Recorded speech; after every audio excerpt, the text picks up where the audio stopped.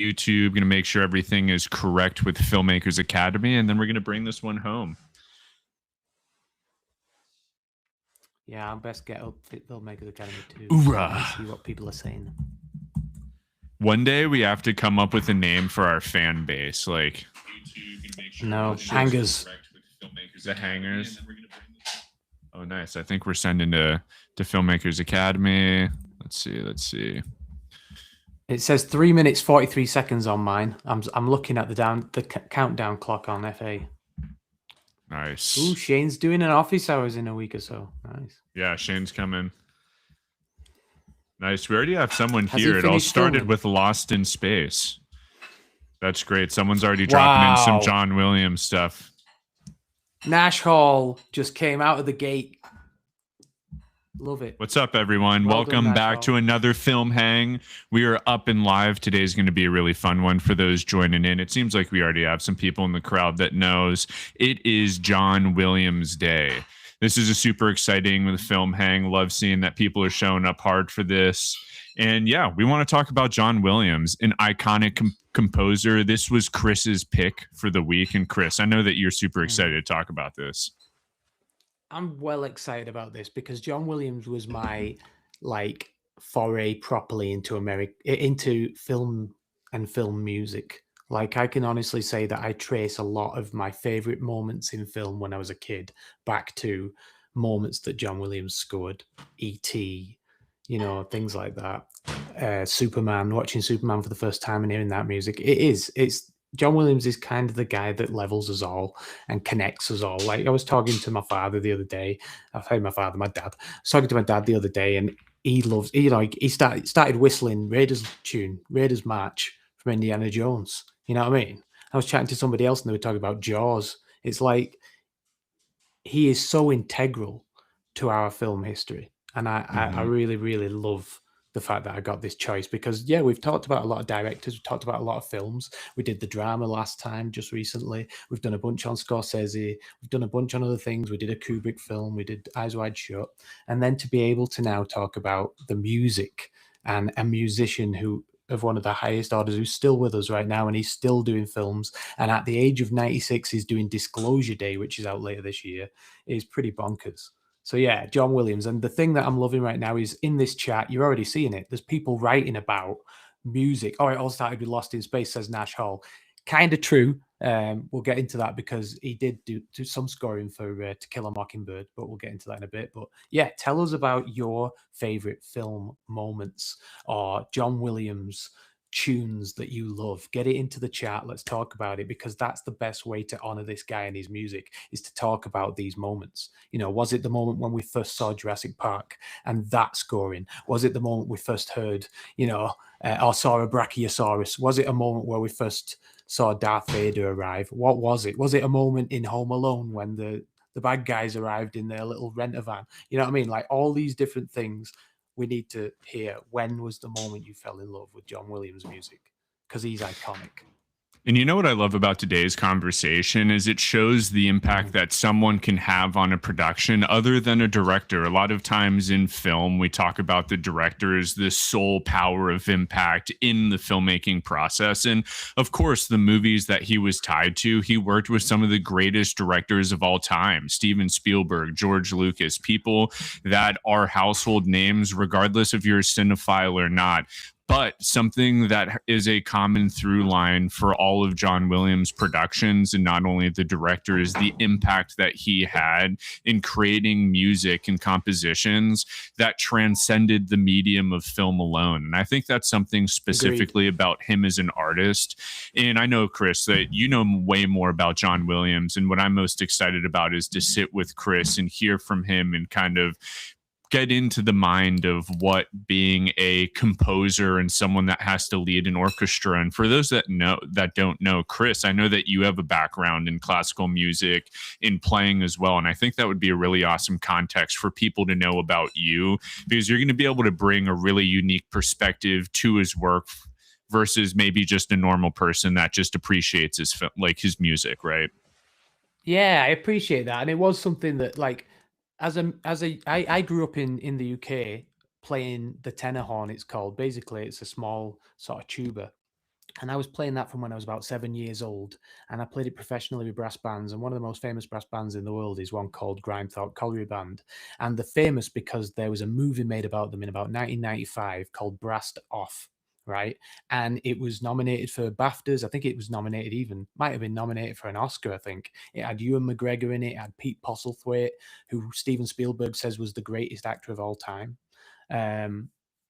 And it had Tara Fitzgerald in it. It had some fantastic stars in it. And basically, it was about a brass band in a mining town. And I played for them for about, I don't know, 5-7 years, something like that, professionally.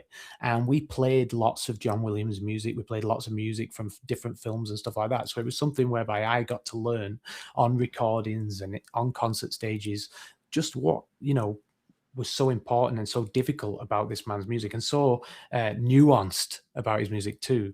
I'll give you a great example. There's a piece that's in Indiana Jones and the Last Crusade called Scherzo for Motorcycle and Orchestra, right? And Scherzo is kind of like an upbeat, sort of funny, enjoyable sort of dance-like tune, right? And he wrote it for the orchestra for this bit where Indiana Jones is escaping from the Nazis, from this castle that him and his dad, Sean Connery, have been imprisoned in, right? And they have to escape. And the tune, right, is so cleverly written. It's almost like playing Bach or playing classical musicians. It's almost like playing, Rimsky-Korsakov, all this really, really fast-paced, jaunty rhythms that you would have heard in classical music from Mozart or from Bach, from Beethoven, from any of these people.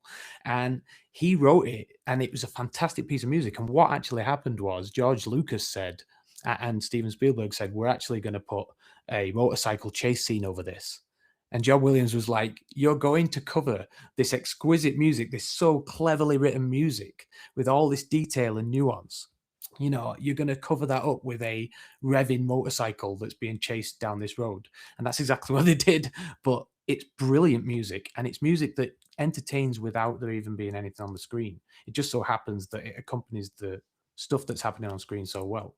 And Indiana Jones is great because if you actually play it, and we've done a few of these things where I've played in the orchestras and in the brass bands whilst they've put the film on behind us. One of the coolest ways to watch a film, if you ask me. And when we've done that, you actually notice that Indiana Jones's punches, when he's punching the bad guys and stuff, they line up with the music. The music actually adds to that and sort of, accentuates the punches. So you have these really cool things. And as a musician, you can actually sit within the orchestra and listen to these different bits that are being put in that are very clever.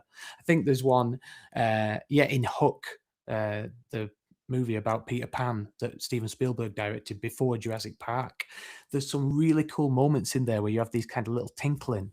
And although Tinkerbell might not even be in the scene, played by Julia Roberts, I think, although she's not even in the scene, you have this tinkling that goes on in the music score, so you know that she's around. That's the music directly contributing to the narrative of the film. And that's one of the coolest things about this guy as a composer. He writes music that is so intertwined with the film itself. And I know that you can say that about a lot of people. You can say that about Hans Zimmer. You can say that about James Horner. You can say that about Thomas Newman. But there's something about John Williams' music that is so very cleverly written. As I said, I can listen to it. I've listened to it, albums of this guy's music, and just enjoyed it in the car. I'll put it on. Mate, you've never been stuck in LA traffic and you've not thrown on a little bit of Phantom Menace and just, it sped up the journey, no end. You know what I mean? Like, this guy's the guy. And I've done a presentation. I've kind of broken down his history, because I think in order to know about the composer, you need to know where he came from. You need to know who he learned from. And the brilliant thing about John Williams, and as some of the people in the chat and are already kind of saying, his music is so timeless. You can see where he's been influenced, like Lost in Space right there. Sci-fi music as well as music that's written for wartime, World War II things like Saving Private Ryan, to things that are like comedies, I suppose. I mean, Home Alone is basically a slapstick comedy, isn't it? You know what I mean? And 1941 is also a World War II comedy with John Belushi in it, so he's done the whole spectrum. And today I think he's going to be so cool because we're going to dive into it. As I said, keep telling us. Somebody just put Sorcerer's Stone in the chat.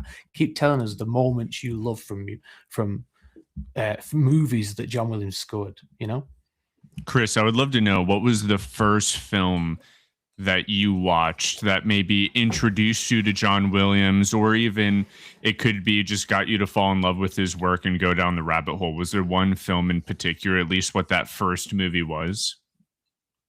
I think for me, like the one that made me that was the soundtrack I got, like, and I asked my parents to help me get it on a tape, was Jurassic Park. Mm. There's absolutely I think that's the greatest film in terms of scoring, in terms of everything ever made. I think it is one of the finest. There's just obviously there's days where I wake up and I say other films, but for me, Jurassic Park was the first thing that made me go, "Oh my god!" And it's that moment where the helicopter, and I've put it into this presentation, but the moment where the helicopter's coming across the water, and you know it, right? And they're being taken to the island, and he's gone, "I'm going to show you," right? And he's tied the buckle round him, both male parts or whatever, both female parts, right, of the buckle, ties it round his leg, and then they're approaching this island, and you hear this do do do do do do do do do do, and it's just like wow. And then, as I said, moments later, he's taking them on this tour around the Brachiosaurus exhibit, and they see the dinosaur for the first time, and you hear this almost hymn-like, reverential, theme that is the do do do do do do do do do do do. You're going to hear my voice all the way through this pod, guys, and it's I know it's not the best, all right. I'm not winning X Factor, but like it is mesmerizing, and yeah, that was my first. What about you, man? I don't even know if I could remember my first. It had to have been something from the original trilogy of Star Wars, or it could have been, what was it? What was the second Jurassic Park called? Why can't I think that? Or The Lost World? Or yeah, what was it Lost called? World. Yeah, Lost World. It might have been The Lost something with World. that. Yeah, I mean, he has so many movies that even for the biggest of the productions that he was a part of, whether it's Harry Potter, whether it's Star Wars, like we said, he also had a bunch of smaller films. I mean, they're not small. The fact that he did Nixon by Oliver Stone, an amazing movie, one that I watched a lot of as a kid. You know what film, ironic enough, and I think we talked about this during the Martin Scorsese film Hang, was 7 Years in Tibet with Brad Pitt. Absolutely loved Yeah. that movie. That movie was on repeat in my household for whatever reason. We just ate that movie up, and he composed that.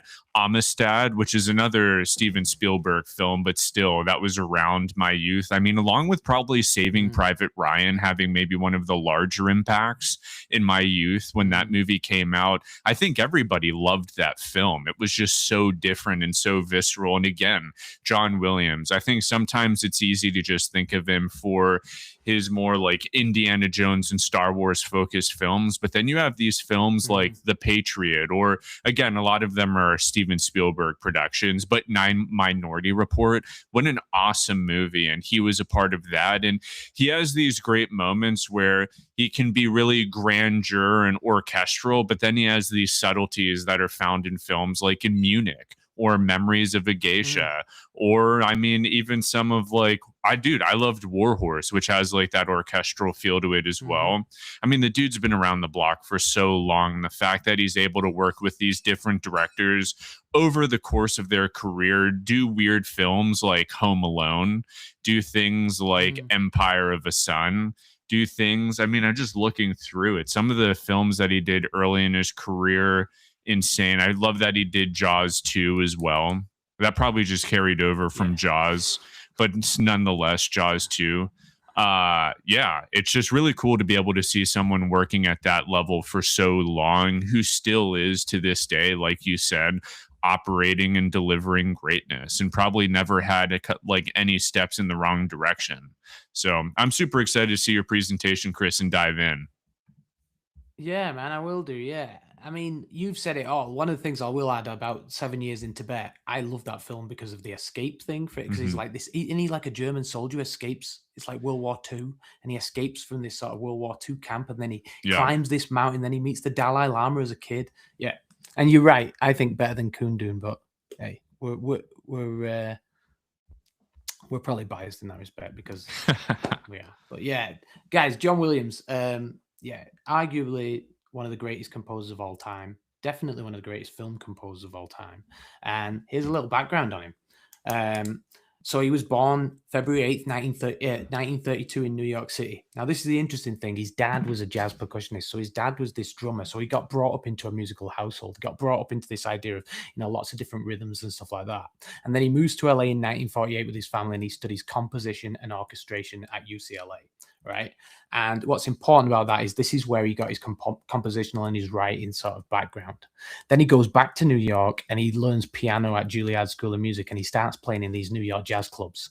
And actually playing in these New York jazz clubs, he actually, if you ever listen to music like Catch Me If You Can, or I'd even say The Terminal, the one with Tom Hanks in it, even Cantina Band, Star Wars, that's where he's bringing in all this kind of jazz background that he's got from his dad and from playing in New York jazz clubs. He joins the Air Force Band, and there he's playing with like doing sort of Glenn Miller style music while he's in the Air Force. All these kind of swing and jazz 1950s, sort of early rock and roll music. He's playing the piano on that kind of stuff, honky tonk stuff, And at that time, the Hollywood and the movies that are coming out of Hollywood, the kind of more of the just out of sort of silent movie era and this kind of stuff. So the people that he was watching when he was growing up were people like Korngold and Max Steiner. And I'm going to go into them in a moment. But yeah, I've put in this top corner, actually, bottom corner down here, I've got the John Towner touch, this is the young Johnny Williams.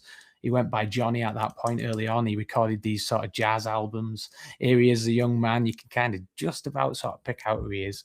And then, yeah, I've put over here, these are the different instruments that he was learning, which I thought was most interesting is this one at the end, the theremin. And do you know what a theremin is, Brendan? I have no idea.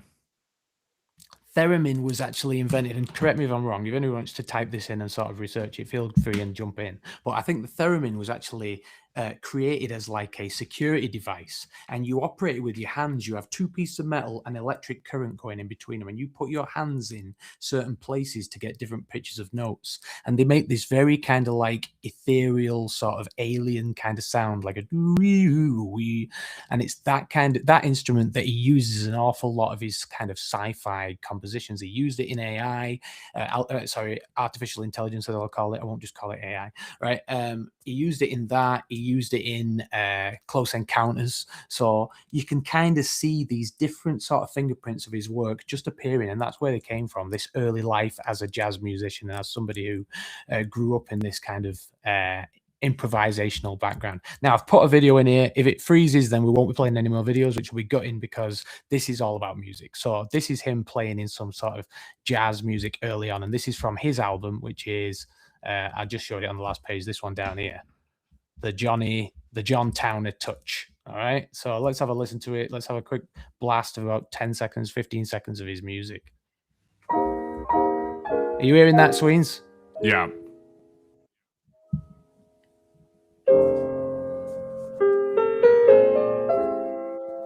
It's a very play it again Sam, very Casablanca-y, you know what I mean? Kind of like, I expect him to be sitting in one of these black and white bars playing for that guy from Casablanca when he says, play it again, Sam, that kind of stuff.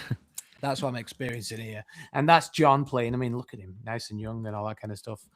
And then, yeah, if we move on, this is when he starts going to Hollywood. Yeah, go on, Brendan. No, I just want to say I would be so curious I don't know if there's any documentaries. I don't know where you pulled exactly his early life, but that period when he was living in Los Angeles and going to the clubs, I would love to hear him talk about that career or like that part of his career, because I bet you in some ways that was maybe some of his most informative, because he was coming at a time where the larger appreciation of jazz, especially within New York at night, going out to these clubs, we don't necessarily have that in modern day. Being in the 40s, 50s, that would have been so cool because music.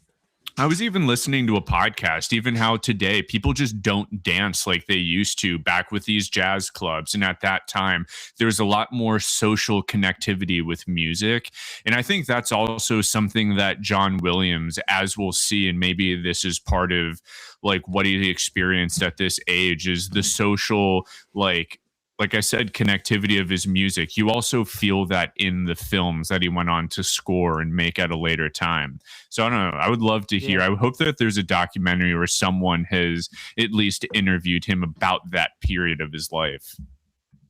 I think people are saying this in the chat as well. Like There is a documentary that's on Disney Channel or Disney Plus, whatever the streaming for Disney is. Mm, It's on that, and I think it's about an hour yeah. long, and it's actually pretty good. It deserves a whole series, by the way, because I've picked out some songs on this, but we'd be here doing a Eyes Wide Shut length one if we wanted to focus on a lot of his music. You know what I mean? Hmm. Because he really was. But I got a lot of my stuff from this, which is unfortunately unavailable because it is from the AFI Lifetime Achievement Award that he got from the American Film Institute, and it is fascinating. It does go through every single one of his piece of music or every scores that he wrote, should I say? But it's also got all of his early life in here as well, showing him. So that picture's one that I actually ripped, which is one from him recording early in That's the day in sick. Hollywood.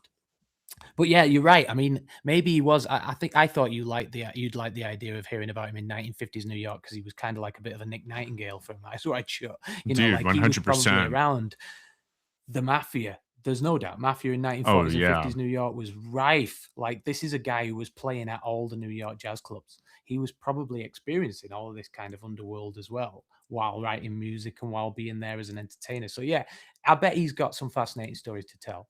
And from going, look, 1950s going off to be with the Air Force. I bet he's got some great stories about that too. Oh my, and you know what's crazy, especially in Los Angeles, Mm, nightlife is no longer the same way it was back then. New York, I still think you have a little mm, bit more of a semblance of a nightlife in the underbelly of the city, especially with the mm, comedy scene, if you know the right places. But it's sad having places like CBGB's in New York or a lot of the like tried and true venues here in Los Angeles. One, they just don't stay open super late, and nightlife in a lot of mm, ways that these people probably experience, which only helped them build their career and understand who their audience is and become the artist that they wanted to be. That's something that I don't mm. know if it's just me romanticizing it, but I almost wish that we didn't go the way we did with technology and people kind of siloing things out. Or in Los Angeles, a lot of parties or social gatherings are all in mansions and kind of closed off to the greater public. There's only a few like jazz, rooms left in LA. So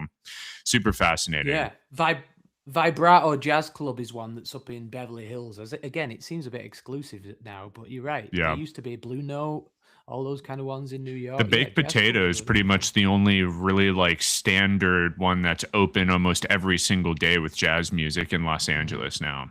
So if you haven't been to that Yeah, in LA, highly recommend it. this actually links as well, just as a complete aside, but I'll do it. To something that I'm going to post next week on our Instagram, which is going to be John Cassavetes quotes. And John Cassavetes used to go to all these jazz clubs and listen to all these cool jazz musicians like Charles Mingus and people like that. And they actually I think Mingus actually scored one of John Cassavetes' uh, movies. And yeah, there is something that connects this kind of improvisational jazz. In fact, Cassavetes said it. He wished that filmmakers could be like improvisational jazz musicians because they would just turn up and not care about wrong notes or split notes or anything like this, and they would just go at it and see what they could create together. You know what I mean? And that's kind of what he wanted his films to be like. But back to John Williams, like I've put it in here. So this is the guy, as I said, when he comes out of the US Air Force. I hope you can see this. Yeah, you can. Right. When he comes out the US Air Force up here, that's when he goes to Hollywood. And he actually gets taken over to Hollywood in the 1950s and 60s. And he's playing in sessions. He's a TV composer, which we'll get down to the bottom here. He actually did Lost in Space and Gilligan's Island. He was composing for those TV things close to the 1960s. But really, he was a session player. And he was playing on some of the major film scores of the era. Now, why is this important? Well, it's important because he was inside the room, right? John Williams was literally in the room. He was playing on the greatest film scores of that era, right? He was literally there as they were being built, as they were being recomposed around him for certain parts of the film, And before he reinvented film scoring, he was literally sitting at the piano playing these great scores, absorbing Bernard Herrmann, who wrote Psycho, that tension. He actually played on Psycho, which is really cool because that's one of my favorite film scores again. Mancini, he played on Henry Mancini's jazz theme for the Pink Panther. You actually hear the piano play da da da da. That's him. You know what I mean? He played on Alfred Newman's orchestral music for South Pacific. And he played on Elmer Bernstein's To Kill a Mockingbird and actually was involved in the composing of that. So he did a lot of these things. These ones that I've put down here are other ones that he worked on. He actually played on Vertigo. So when you're watching Vertigo, which again, phenomenal film Alfred Hitchcock, then you'll actually see, you'll actually hear a little bit of John Williams playing North by Northwest, piano in that, John Williams. Some Like It Hot, Billy Wilder. These are some really cool films, again, that this guy was actually actively playing on prior to actually composing himself. West Side Story, Leonard Bernstein. So like this is some really cool music. Before you even get there, if he'd retired at this, it would have been enough, I think. But he went on to compose some of the greatest movie themes beyond that. This is Peter Gunn. I've got this one lined up to play. This is kind of like that jazzy Henry Mancini stuff. If you've heard the Pink Panther and watched it, it's great. It's one of the best comedies of all time. Peter Sellers is amazing in it. But yeah, if you want to like listen to sort of like this kind of jazz music that Henry Mancini wrote, here it is, and here's John Williams playing on it. So I won't play it all, by the way, but I'll play some of it.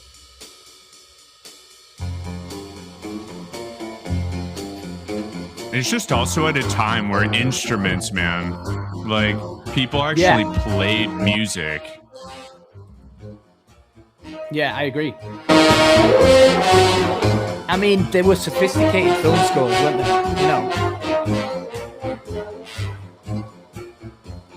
So you can hear him there on the bottom of the piano, dong dong dong dong dong dong dong dong. That's John. He's playing on this movie theme that was massive in its day. I don't know how many more people know it now. You got Psycho, as I said. If anybody doesn't know the theme tune from Psycho, it's awesome. All right, and it's this kind of terrifying thing. Not that bit. That's just the start of this video. Thank you for blended us it. But yeah, the Psycho theme is terrifying. Saul Bass, by the way, did these titles. I love Saul Bass. His titles are amazing.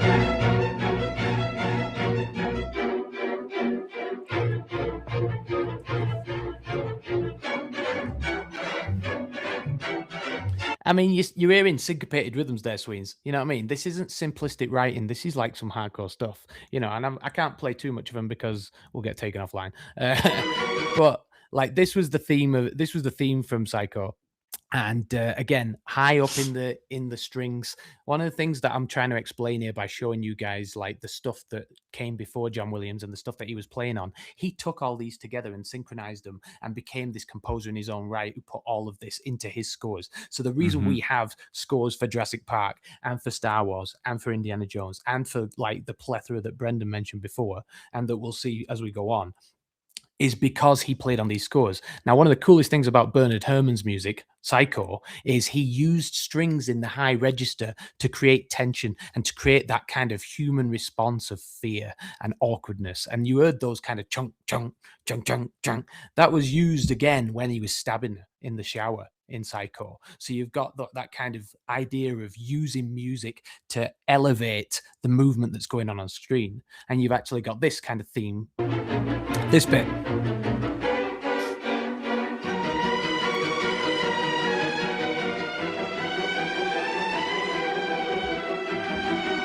Just being in those sessions alone, working with those artists and being able to pick their minds, just think of the conversations. And, just like any art form, the competitive nature of always pushing, trying to get better, especially at this time in cinema. We're talking about 1960s. Cinema is entering into what will be for a long time to come. And hopefully there's new iterations of this, but the golden era of cinema, the 60s into the 80s, that 20 years, there's not only amazing movies, but amazing compositions. And he got to be a part of that. I mean, it's insane. You're right. I'm sorry for pushing that on there, mate. I was trying to move the thing on.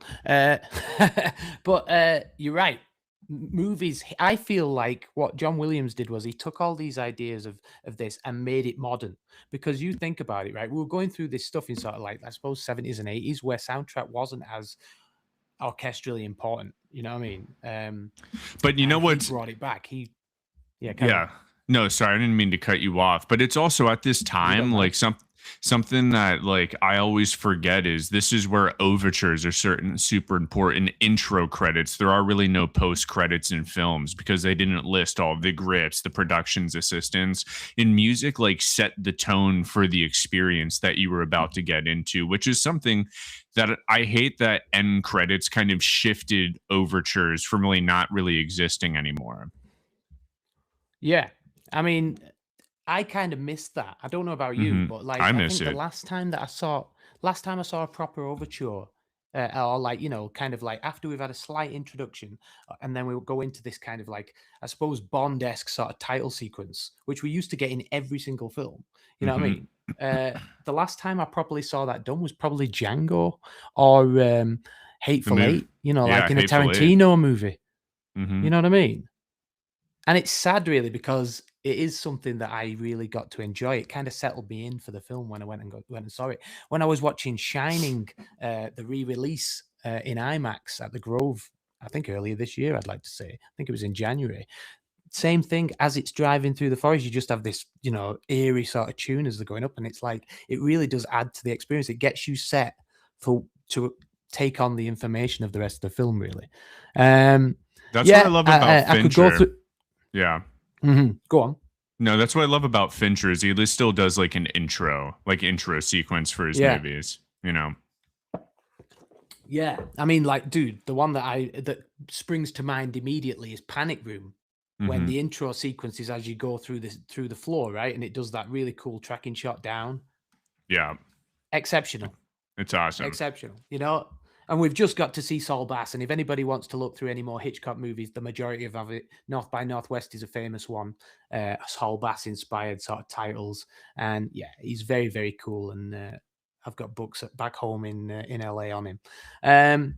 If I can share the screen again, not to labor too much about the people that influenced John Williams, but like again, we talked about To Kill a Mockingbird and him playing on that. This one, I felt like Elmer Bernstein, who composed this, who John worked with closely on this soundtrack. Again, he's the guy who brought sort of this emotional side. What John Williams does in his music, and we'll see this when we go through things like Schindler's List and stuff like that, he could literally make instruments weep or convey an emotion during a scene so that we can take on dialogue and everything like this, but we know where the emotion's going. Even people that don't speak English as a first language or something, it's easy for them to pick on exactly where the emotion of the scene is based on John's music. And we kind of get that in this, in To Kill a Mockingbird, which is, we're going way back. I can't even, in fact, let me take a quick look at the actual date for To Kill a Mockingbird. Yeah, we're going way back to 1962. You know what I mean? For To Kill a Mockingbird. And this guy, remember this guy? Robert Duvall? Dude, rest in R.I.P. peace. Boo Radley. I know. Phenomenal. Anyway, yeah. So this bit here, if I click this, and let me click this scene. Yeah. This music here in this scene, let me just put the sound up. I don't know.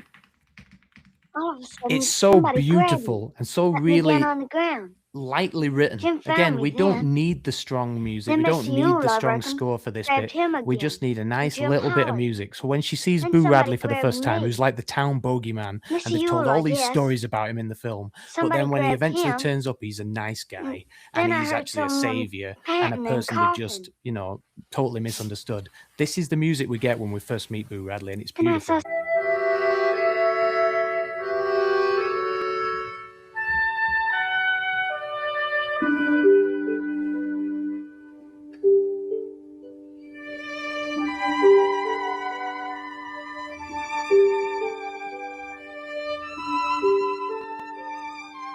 Boo. Miss Jean Louise, Mr. Arthur Radley. I believe he already knows you.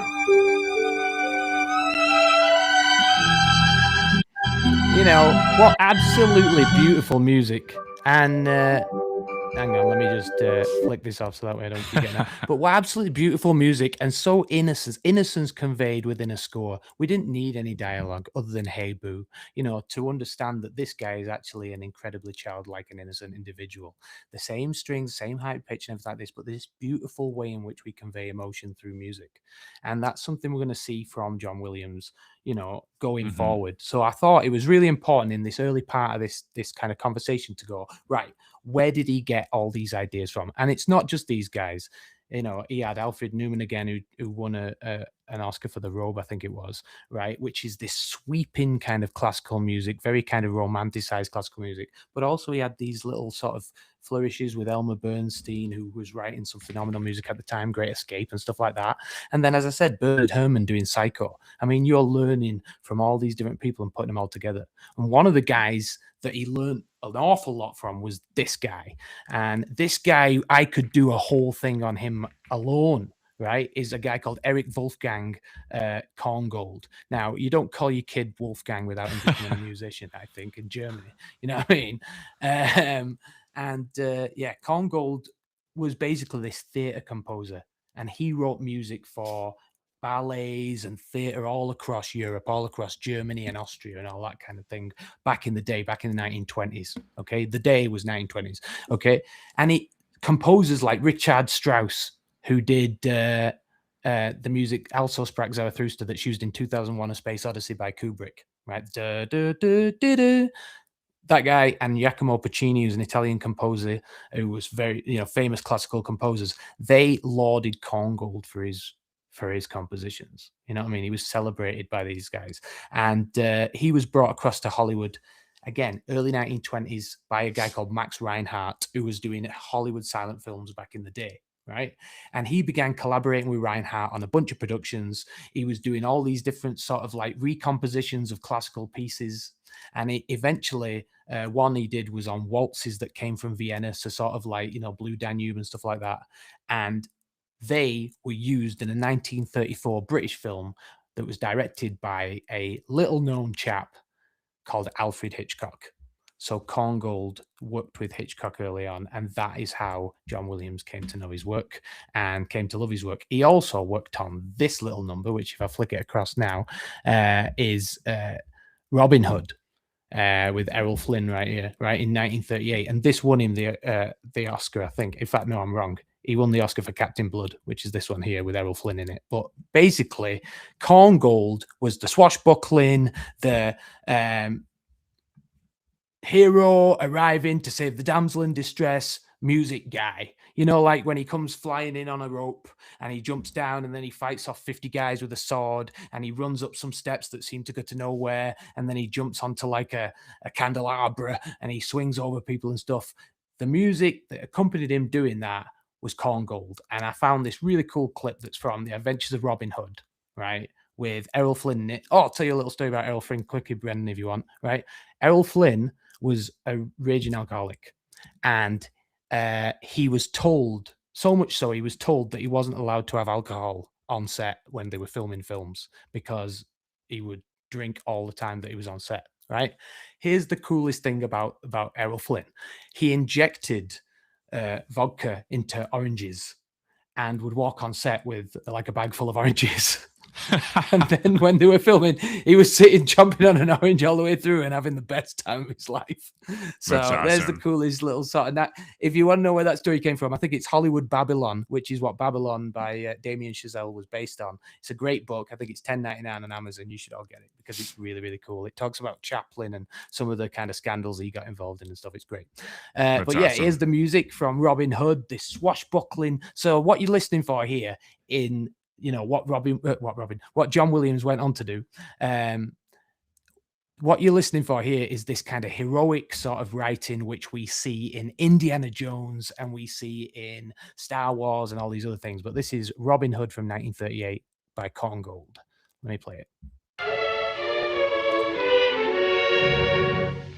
So that, right in this bit in the scene, so Richard the Lionheart has been kind of deposed by King John, and this King John's like the bad guy, and he's just about to be crowned, and Robin Hood, right here, this guy, right, is about to sweep in and save the day and stop him, all right? By what authority do you, John Lackland, Prince of England, some real swashbuckling claim to be crowned this day sovereign of the realm, and saving the day, and as defender of the Holy Sepulchre to receive the blessing of the Church?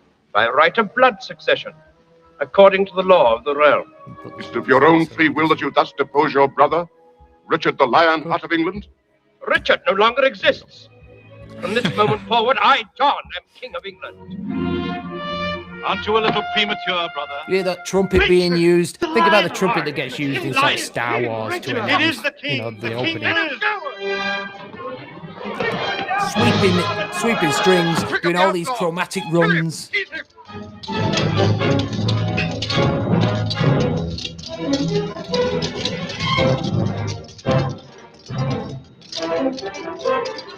Dude, insane. That wide shot. Right? Yeah. I don't think I've ever seen Real this. extras. Oh, mate, it's top notch. They're all free. Is it sped up or is this like a YouTube thing? No, this is real. Okay.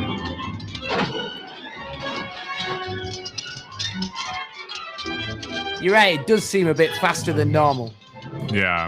It's insane how many movies there are. Like, no matter how much of a cinephile you think you are, there's just more movies than there is time in a lifetime to be able to watch them. It's insane. Absolutely right. And the crazy thing is, how many Robin Hood movies have we had? You know what I mean? Just on one topic.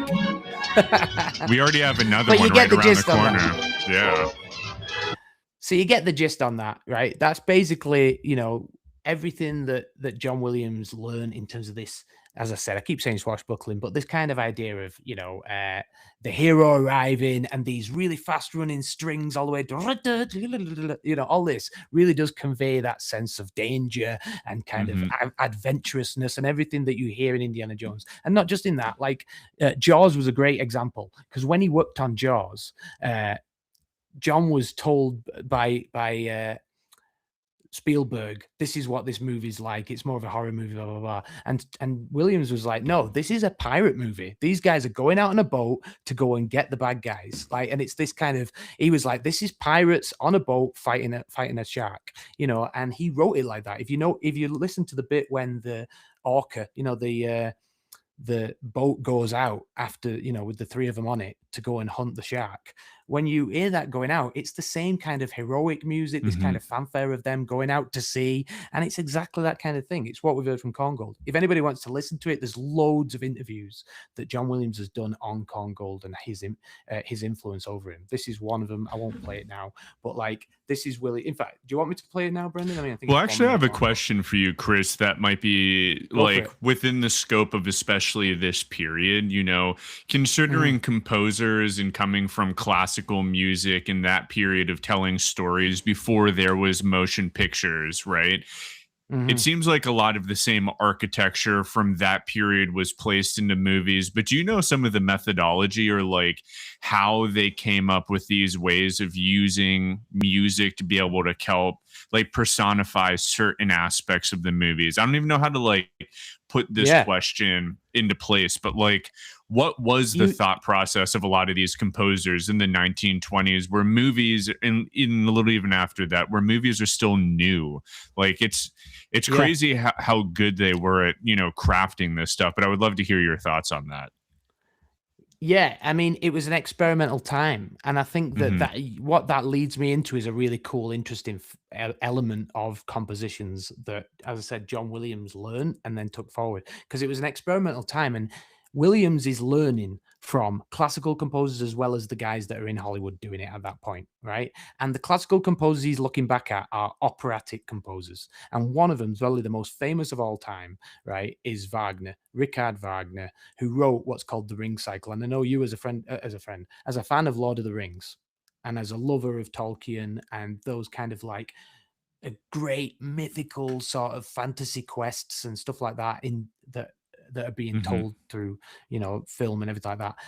Richard Wagner's Ring Cycle was about, and I'm going to crucify it here, so I won't go into too much detail because I don't know entirely what it was all about, but it was about this I think it was like a dwarf that stole gold and made it into a ring and then gave the ring power. Very similar Lord of the Ringsy, very Tolkien-esque. And then he's fighting against giants, against Valkyries, who are like these sort of flying beings, against Wotan and these Norse gods. And there's all that kind of stuff comes in. It's very mythical and very exciting. And it was an opera cycle, and it lasted, I think that it gets performed over 3 nights because it's about 9 hours long. It's a very long opera, But what's cool about it is, as I said, it's very similar to kind of Lord of the Rings. You have Fellowship, you have, the Two Towers, and then the Return of the King, so told over three things. The same thing in this opera.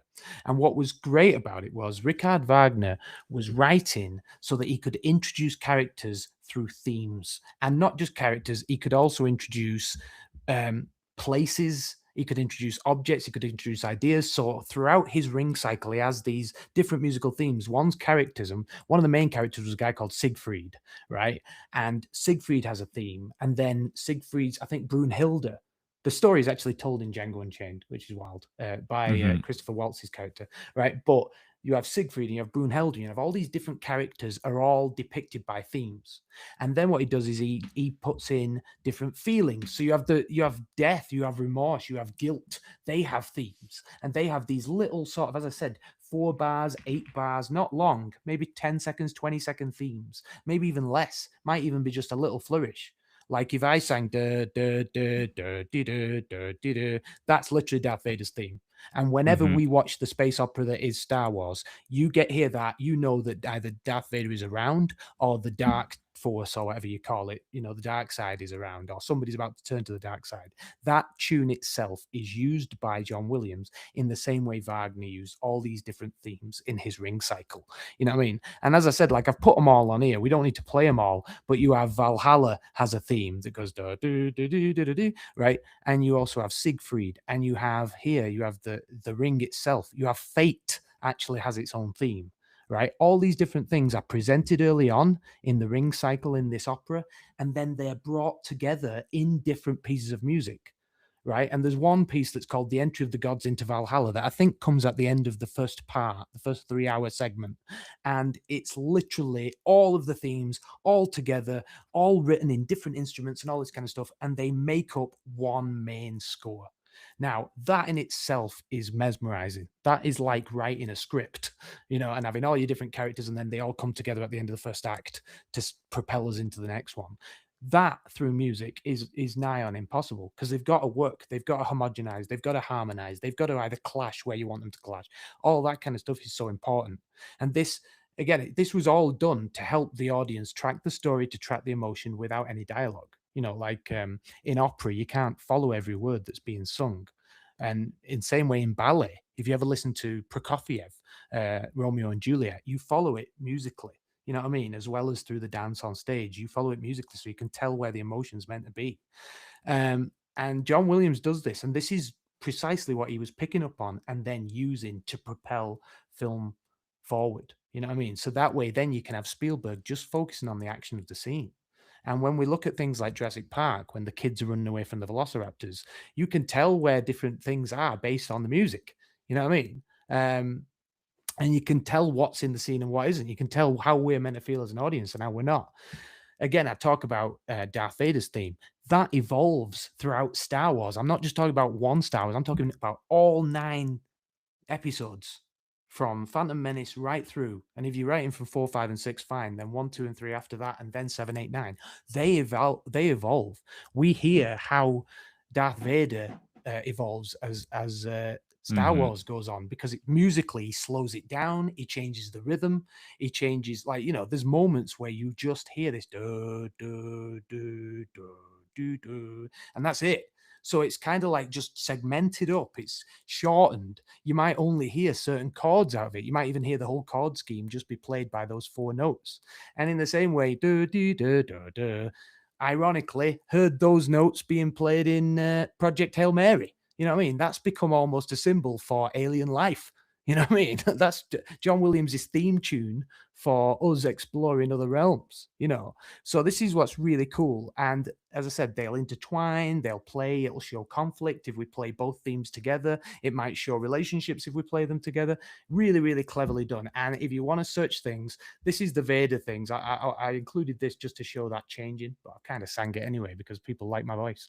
But like, I can play that now. But if anybody wants to ever look this up, type in leitmotif, Leitmotifs, leitmotif, right? Basically theme tunes in Star Wars. There's so many, right? And we're not just talking, as I said, Luke, Leia, Han, Chewbacca, not just talking about for each character. We're also talking about for emotions. We're also talking about for the home planet of Alderaan. We're talking about for all different kinds of things. So lots being introduced and lots being played with. And like I said, that's what's really cool. Here's the Vader one, and here's how the Vader one changes from the moment that I put it in.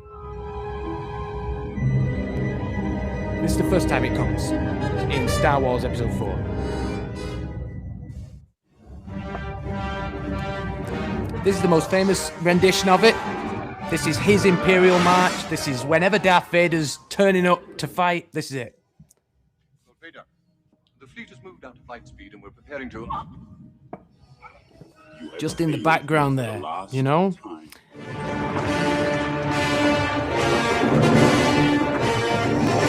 Just to introduce him again as he comes through. And slower versions, and it goes on, and we hear it all the way through.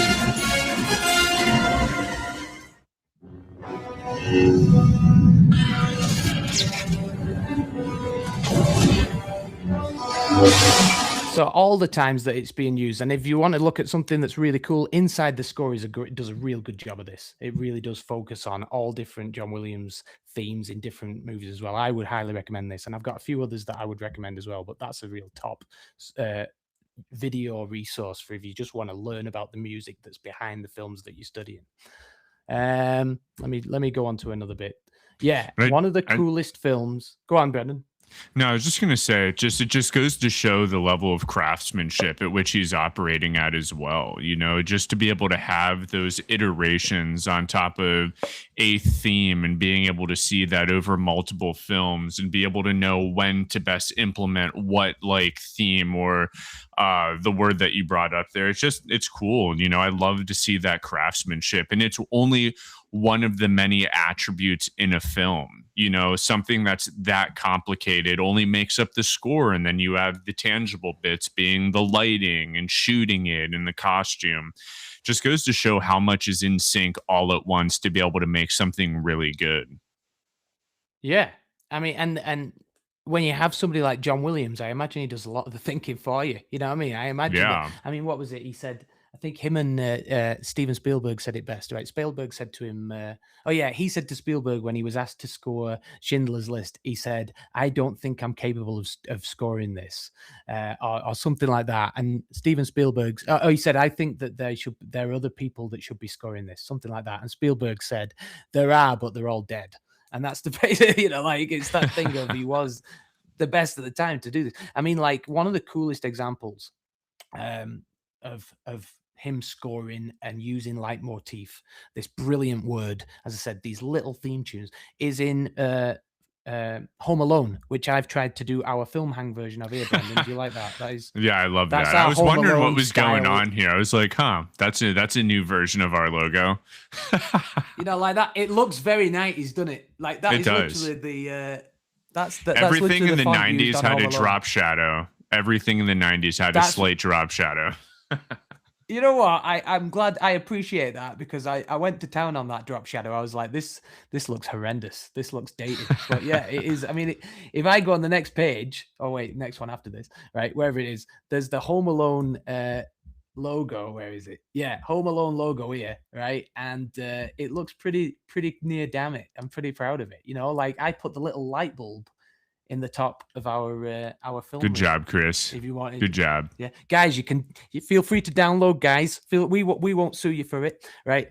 The coolest thing with Home Alone, right, with all the leitmotifs, and again, you see this word, it's right here. Right? That's why I'm. There's so many videos that are brilliant about this, and as I said, just go into it. Like you are. This is hopefully me for a lot of you who haven't really studied John Williams's music in too much detail. Like to lift a rock and to look underneath, because it literally is another world, like a whole element that we haven't explored. You know what I mean? In terms of films, like you can look at Home Alone as a great example of really good writing, top-notch writing by John Hughes and top-notch directing by Christopher Columbus.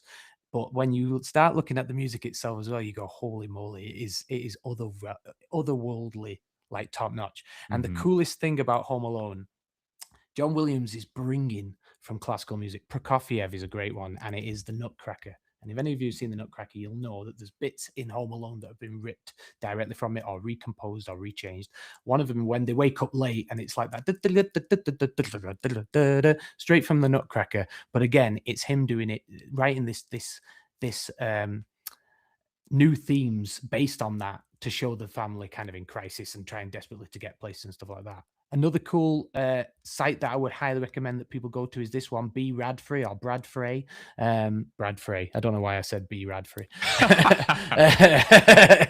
As soon as I see the BF logo, I'm like, oh, I've crucified it. Right. But yeah, Bradfrey, Bradfrey, whatever he is, right? Phenomenal. This guy's great with all film scores. I think he's just done Dune, right? But there's some great bits in this, and he literally does these little breakdowns of the theme itself and puts in little sort of explanations and explainers of where the different themes are coming in and how they're being used. And the main titles for Home Alone are really cool because they put in all different ones. You actually have the Sugar Plum Fairy, which comes from the Nutcracker, this very kind of high-pitched tinkling sound, which is very kind of innocent and childish. And then you have these deep bass notes for the bad guys,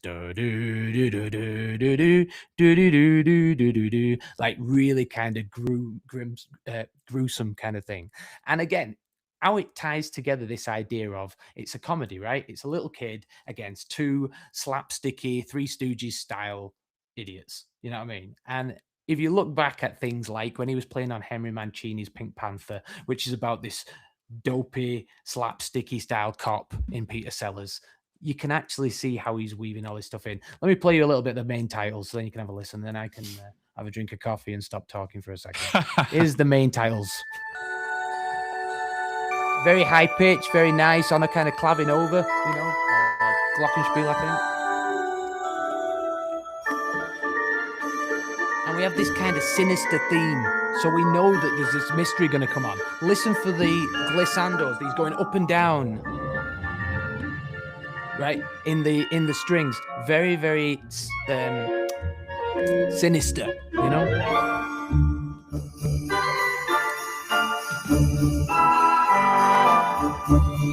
And what's brilliant is, Brendan, we were just talking about it, the overture. This is right in the beginning of the film. We haven't even seen anything yet. We haven't been introduced to the film itself yet. We don't know anything about the family.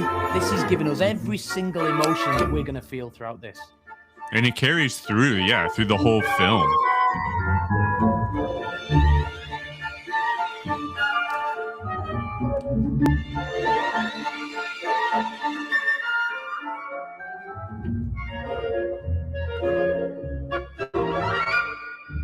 Are these all of the now original? We have this theme. Like what's being played up there, that's all the music sheets from it. Yeah. Right? Now this tune here, that's like a carol, all right? So what John Williams did was he took several different little carols. I think it was 3 different little carols, right? And one was Star of Bethlehem. I can't remember what the other one was, but the third one was Carol of the Bells. And he took all those and he put those into the score so that he said what they were was these carols were like guardian angels over Kevin, you know, the main character, little Macaulay Culkin character. And this kind of very innocent, very beautiful, very innocent theme, you know, that's perfect for whatever he was, an 8-year-old. All right. And then, as I said, it completely juxtaposes against that bad guy theme that we have there. It's a work of genius. And as I said, John was brought in very late on in the process. He was brought on to see how he did it. And they didn't think he'd say yes to it. And he did. And I think this is arguably his best, like one of his best scores. I absolutely love every bit of the music in this. I think it really connects, you know, and it takes us straight into that that movie's perfectly, you know. I would agree. Yeah, I highly recommend Bradfrey. Yeah. Let me get onto another bit so I can talk about other influences in his life. 1 second. How do I get off this? Okay. So that was Korngold, and we've talked about it. We had leitmotif. We have this adventurous, heroic operatic writing that he got. I've talked already about the swashbuckling scenes and Jaws and lots of brass and stuff like that. So that was Korngold itself. Another guy that John Williams was kind of inspired by, as I said, Bernard Herrmann, the guy who did Psycho, right? And the best example, I think, of Psycho or of psychological style writing, right, is in Jaws. Okay, and it's this idea of he doesn't need to write themes all the time, even though I mean, we didn't see, everybody knows this who's a cinephile. In Jaws, we didn't see the shark for whatever it was, like an hour, right? An hour into the film, we didn't even see, I don't even think we saw any of it, right? You know what I mean? We might have seen like a little boy disappear off a lilo, but we didn't see the shark for an hour into the film. It had to be built up with these repeated 2-note patterns and what musicians call ostinati.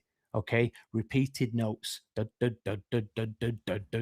it is this constant relentlessness. Now, what's really cool about this, and I didn't actually put it in here, but yeah, I suppose I did. Rhythm and inevitability. It is constant. He wanted something to sound instinctual, like it was stalking you, right? That idea of and I can't remember which comedian it was, but he says, now I can't go in the water without hearing somebody on a cello following me around. You know what I mean? Because it literally is and it's terrifying. You know, this bit that I've put down at the bottom here, that's how John Williams signed his signature in the 70s and 80s, right? After he composed Jaws, he used to write this and then he'd sign his signature underneath. He would literally draw out a stave and would write down the opening 2 bars of Jaws, you know, and throw in, by the way, oh, mate, how cool is it that you get to sign your signature with a musical motif that everybody will recognize? And also, by the way, such is John Williams's attention to detail, he puts the accents in. These are accents to say to hit that note harder. So, how long does it take for him to sign his signature every single time? I know, right? Can you imagine at a premiere, people like John's still down the red carpet? He's going to be here for the next 2 weeks. I wouldn't want to be behind him on Jaws. You know what I mean? Can you imagine Spielberg is like, come on, John, right? The movie's over. You're still signing, you know? That's awesome. Yeah, this bit of the video here that I'm going to play is the get out of the water scene. Everybody knows it as the Zolly scene or the Dolly scene, whatever you call it, a Zolly, which I love, mate. That phrase blows my mind. I've been calling it a dolly zoom all this time. You introduced me to Zolly. I think that's the officials. Yeah, I think dolly zoom's the official way to say it, but I hear people say Zolly for sure. I love it, man. It sounds like, it makes me feel like it's the most that a filmmaker's ever felt they sound like a surfer, you know, or like a skateboarder. 100%. Let's do a quick Zolly, you know what I mean?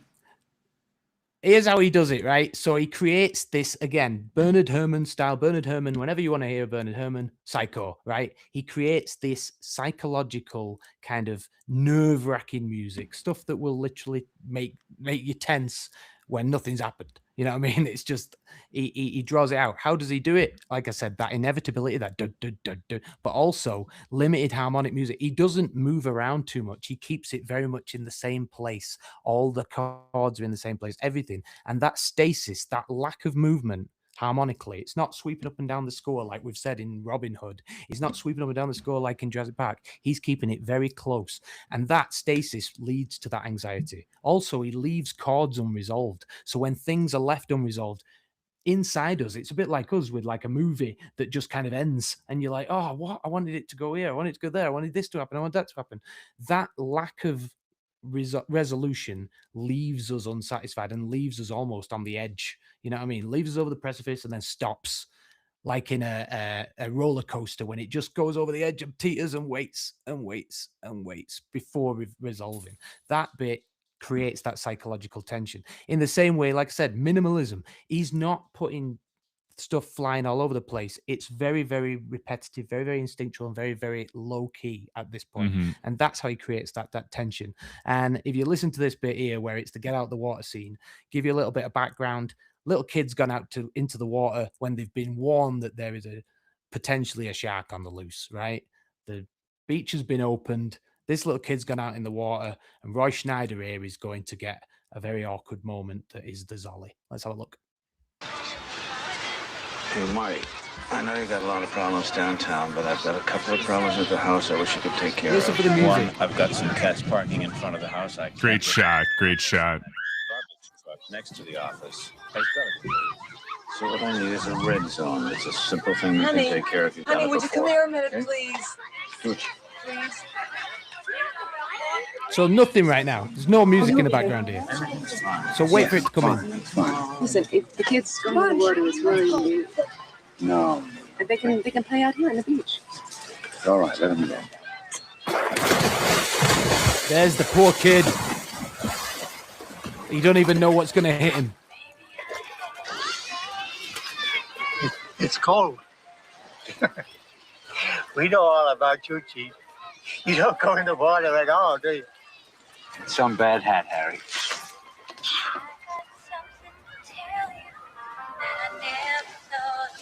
Chief Brody, you are uptight. Yes. Come on. That's it.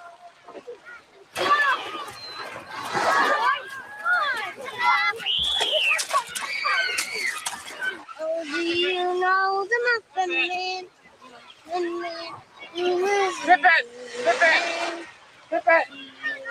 Oh, the dog's gone missing. I forgot about this. There's its stick. There it is.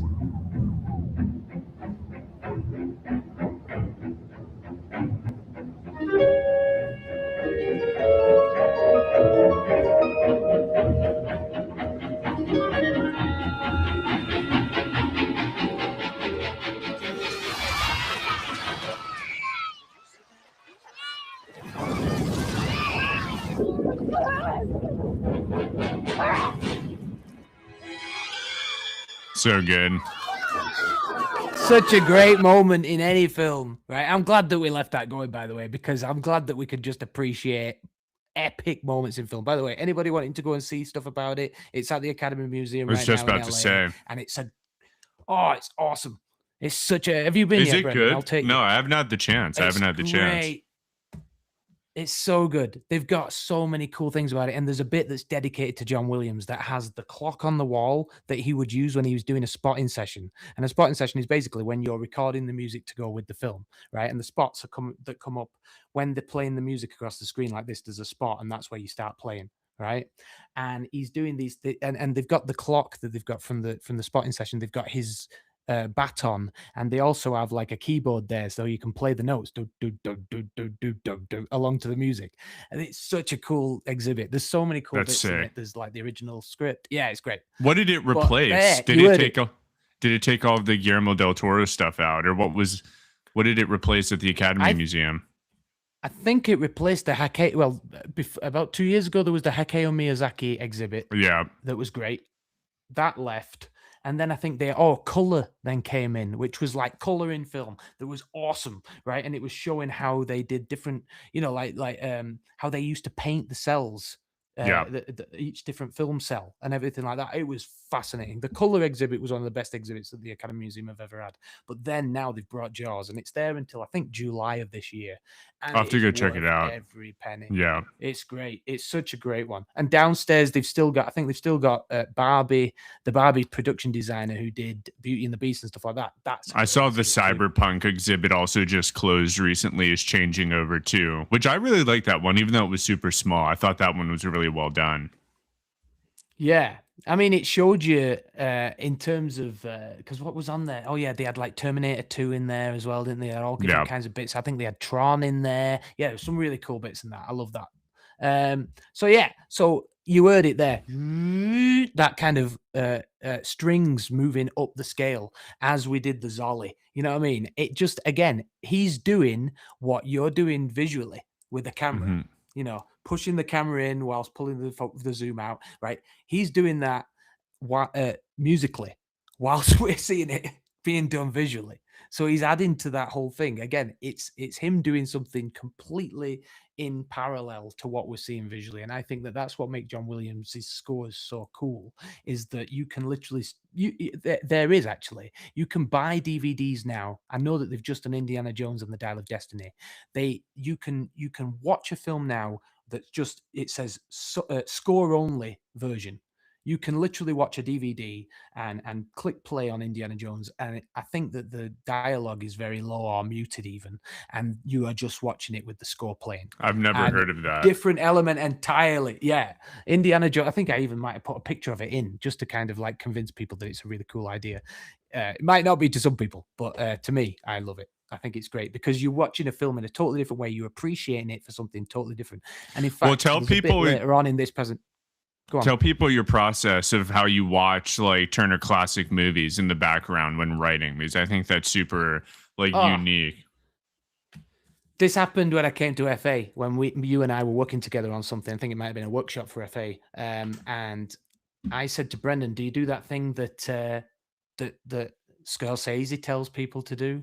And he goes, what do you mean? And I said, if you put on classic movies from the 30s, 40s, 50s, like proper old black and whites, go back to sort of Lucky Luciano or, you know, Public Enemy or any of those kind of things. Not Public Enemy is the Michael Mann version, which is awesome because you'll get distracted and you won't be able to do your work. But the old Public Enemy with Ginny Cagney in it. If you watch any of these old black and whites and you chuck them on in the background, my father-in-law downstairs, he's doing he puts on cowboy films and stuff like that. They put them on in the background, you know what I mean? And they're really cool because you actually, you know, it's either just dialogue and there's no music, or it's the opposite. There's tons of music and there's very little kind of dialogue going on, so you can just have it on in the background.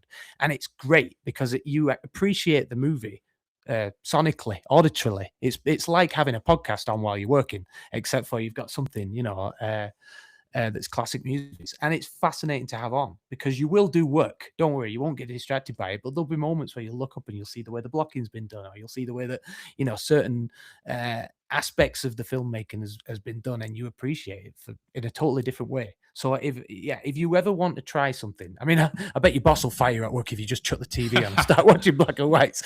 But like, if you ever want to just appreciate something, even put it on a different tab.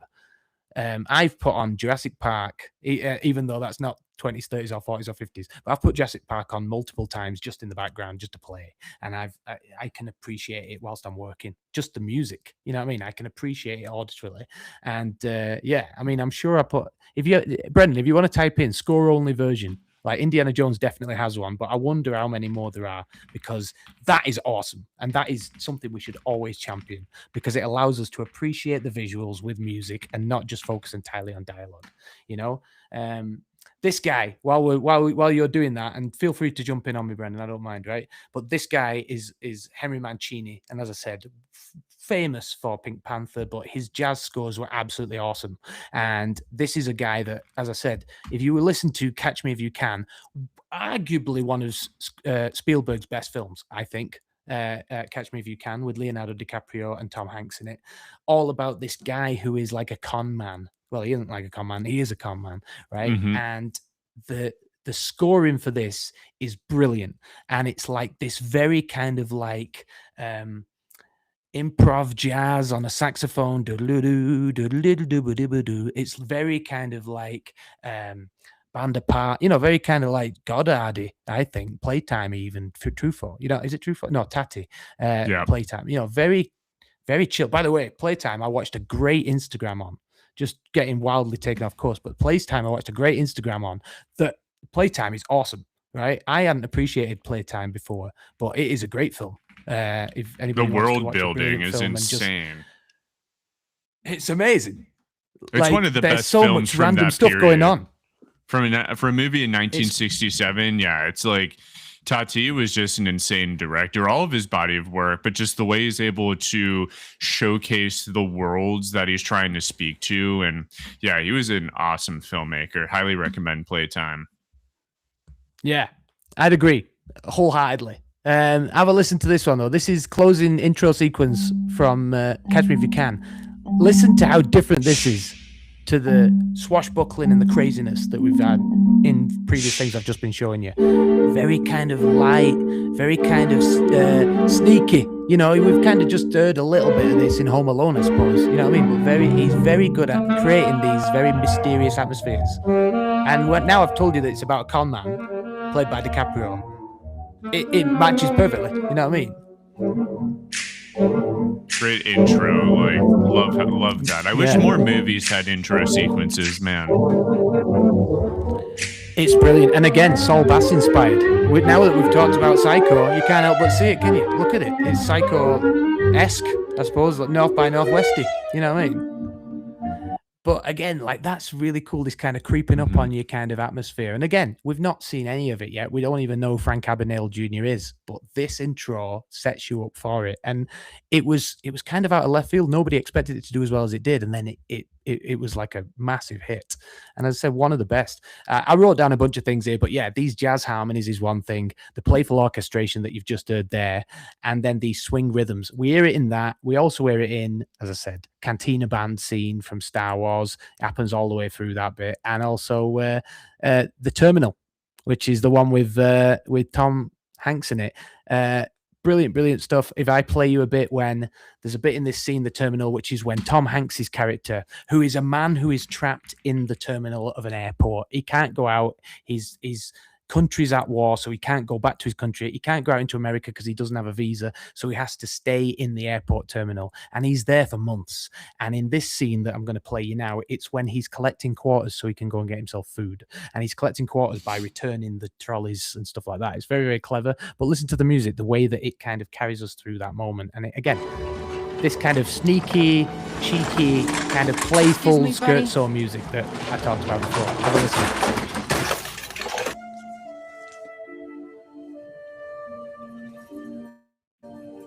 What's going on? It's Zavorsky. He's figured out the quarters.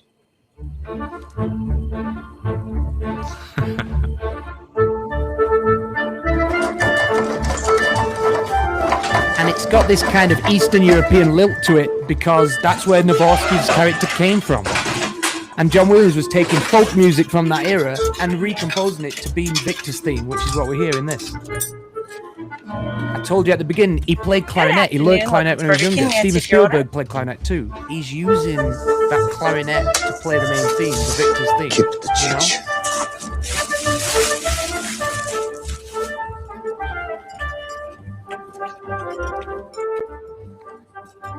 And I think it perfectly sums up the way that Victor is this kind of cheeky, you know what I mean? Like he's found a way. He's sneakily found a way to pay for his food and to stay in this airport. So again, brilliant writing, and inspired by Henry Mancini or John Williams' time with Henry Mancini, should I say. You know, again, if you want to look up some cool stuff on this soundtrack, Mundo BSO, I've not crucified that one. That's a great one that talks about his music. B. Radfrey. But yeah, have a listen to that one. That's a great one. Finally, as I said, we've talked about the different people. Alfred Newman is this guy that wrote some phenomenal, like the pieces that he wrote, like King and I and stuff like that. Some really cool music. In fact, I've got a list of his stuff. So why am I just riffing on this and just not saying it out loud? Yeah, he wrote a bunch of different music that was for like King and I and stuff like that. I haven't got it in front of me, Brendan, but like if you want to have a look up Alfred Newman, there's tons of different soundtracks that he wrote on. In fact, if you look up his IMDb, it's surreal because it says that, if I remember correctly, it says that he is credited still on things like Family Guy scores and American Dad and stuff like that. And it's because his music's still being used in different episodes of things today. So that's how modern Alfred Newman's music was, which is what John Williams was playing on. Family Guy, Bob's Burgers, The Simpsons, The Great North. He's on every single year. He has something that's being used. A lot of like 20th century Fox fanfare is what it typically shows up as. Correct, because that's the one he wrote when he was writing for Fox. So John Williams took this music and used it in, well, the best example is E.T., you know, this really romantic orchestration. Alfred Newman's one that I had an example of down here was The Robe, all right, which was this very sweeping kind of Roman epic in sort of like the 1950s. John Williams used the scale of Alfred Newman when he was writing these big, like soundtracks, and it was things like soaring string melodies we've got in there. We've also got these mourning violins I've put, and this is something I'm going to get into in a moment, but yeah, E.T. was the best example of this. And in fact, one of the coolest things that I've got from E.T., besides our logo being redesigned in the E.T. style. You're really on a roll with this. Right, what do you think? Mate, I do, it looks good. That's how long I've sat and played. Dude, my favorite one. I love it.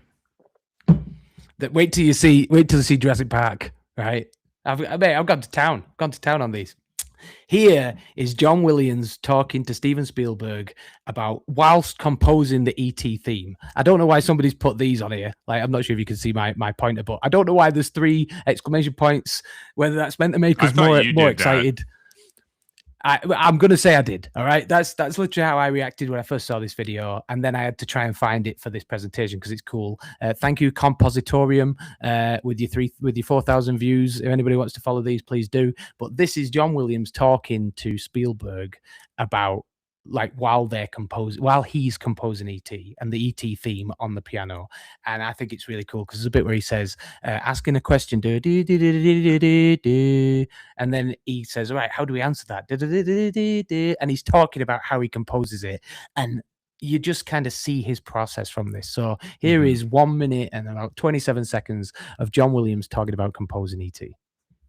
1 minute 48.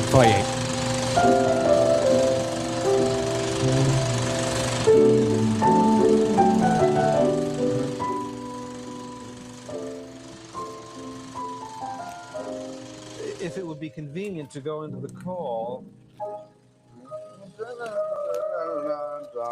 Yeah. I like that. Matter of fact, it seems like a very natural transition into the loneliness and out of the tenderness. Yep. Let's see if we can do it. Okay. Let me go back. The thing is, where do we shift from the call to the theme? Is it on his smile? Is it when he touches the face? That's a good question. That's a wonderful question, and your choices are as many frames long as the sequence. I wouldn't let anybody hurt you. We could grow up together, E.T. That's certainly the call. Yes, that's the call. That's the call. And this is the loneliness. This is Elliot's love. This is his heartbreaking. Does he look up again? He looks up a second time. But the call has to be there. Oh yeah, look at him pulling back the film, Sweeney. How cool is that? Dude, technology was such in a different place. The process was just so different, but still a lot of like the same ways of probably doing it today. But sometimes it blows me away the fact that this is how they're doing it. He's watching it on this little screen, and then he's writing this, and they're talking about emotion. Maybe once down. Could go down once and then go up.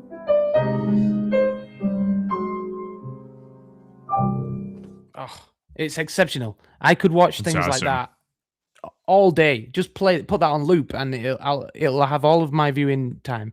It's brilliant, and the fact you hear Spielberg talking about this needs to be Elliot's loneliness. He is giving John just emotions, and John is able to then say, right, this would be better if it was lightly scored here, just to show the isolation and the loneliness.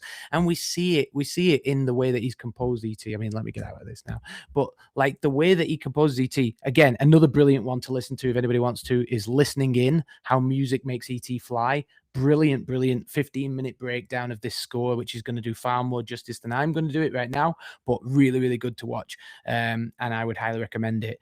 But like, again, he's talking about emotion, and this is what I've put here in this bit: emotional pacing. John knows how to pull a theme about like this, and he uses something called rubato, which is a musical term, which is where you have strict beats, 1, 2, 3, 4, or whatever tempo we're in, and you pull the music around. You can hold it back, you can give it forward, you can pull it back, but it all stays within the time frame. It's just how he pulls the rhythm around and how he pulls the music around and pulls it back and stuff. And it really adds, like you heard him there, whilst he was playing the piano, he held back before he resolved, you know. And one thing that E.T. does so well is we have the Elliot theme, we have the ET theme, and I think he said in one of his interviews, he wanted to show communication. He wanted to show the two sides communicating, and communication was a real key and a key leitmotif of this. And it all comes together in the end when they're flying on these bikes, because we actually hear both themes come together, and then this flying theme with, you know, soaring strings and all this kind of stuff, which is exactly what I've put there. Lush string writing. Again, he gets it from The Robe, Alfred Newman. He gets it from The King and I. He gets it from these brilliant old scores and this old romantic writing. And it's one of my favorite bits of any film is the flying theme from E.T. And you can go from that, taking you that high, to the moment that they land when E.T.'s going home, this really heartbreakingly sad music that has that da dee dee dee dee dee dee dee dee. And I like videos like that just show us how they came up with that. It's brilliant. Jurassic Park. Let's jump into it, Brendan. This is the best you've seen one. Jurassic Park now. Yeah, this is the best one. Definitely the best logo integration here. Good job, Chris. I've got the film. the film thing at the bottom down here. Look at that, the little circle there. That's from the film. All right, and then the top is the dinosaur itself. Looks great, dude. You know, when you think about not wasting your time, that was a good 45 minutes. Mate, I mean, Jurassic Park is so cool. This is the opening of Jurassic Park. I don't. Maybe we'll get taken down from YouTube. I don't care. At this point, we've already pushed our luck here. Let's keep pushing it a little bit further. Yeah, sorry, Universal. Thank you for letting us use this. We will write you a letter to ask for permission. But here is Jurassic Park. The opening of Jurassic Park. Thing I want to say is there's very little music, very little scoring. It's just notes. It's just long chords and things like this, because we're not giving anything away. We're trying to make it seem a bit mysterious. So we literally have these very deep in the background chords. It's very silent at this point. And in fact, if you want to look back at the bit when the T-Rex attacks the cars in this film, right? No music at all. Let this moment be as tense as it can be without music having to dictate it. So John Williams not just knowing when to score, but when not to score, right? And you'll see it here. Very quiet. This is before we get into anything. It's before we get, before we hear any themes of Jurassic Park. This is the first thing you hear from John Williams' score. I won't play all 3 minutes of it. It'll be crazy.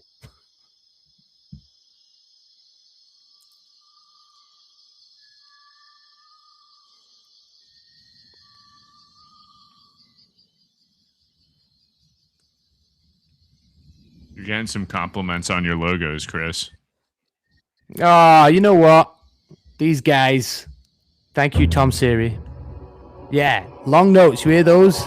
Like very long chords held.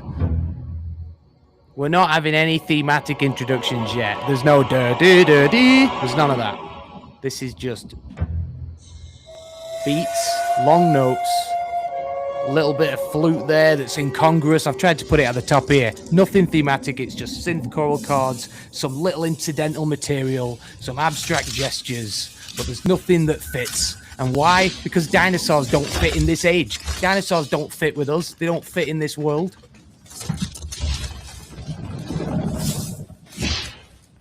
Very Jaws-y. We don't see the creature. We just hear all this. We see the guy's reactions.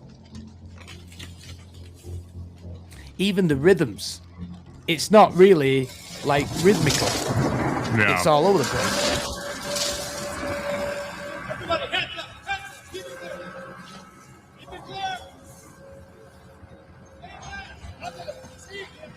And you get the point. So like I said, that's how we are introduced to the world of Jurassic Park. And that's what makes it so powerful, because then when we go to like the next bit, oh, by the way, I'll come back to that 1 second. When we get to the journey to the island, which, as I said, is one of my favorite bits. Yeah, let me go back to that, Brendan, because I want to explain that. Let me go back. Right. This guy used to exist online. I don't know where he's gone. And I'm gutted, because I used to love going on his site to see these things that are score maps, right? And he did one for all the old films, and I absolutely loved them. And what it does is it shows you kind of like, if you look up in this top corner here, it shows you what the different themes are, okay, that he's been able to pick out. Leitmotif, again, you see the word leitmotif. That's the word of the day, right? But also he goes throughout every minute of the film from top to bottom and tells you when it's getting, like, the music's getting excitable and dangerous and terrifying and all this kind of stuff. And then also what themes are being played and what themes are being introduced here. So you can actually work your way through the entire film. Like, if you're a geek like me, you can print it off, have it on your lap, and then watch Jurassic Park and start circling or ticking bits or whatever you want to do, get the kids involved, right? Whatever you want to do, just use this to stop them being scared of the dinosaurs, right? But yeah, all the way through, and it's really, really well done. And I've tried to find this guy to credit him, but all of his Did he used to have a website? How would you find these? Did he have a website?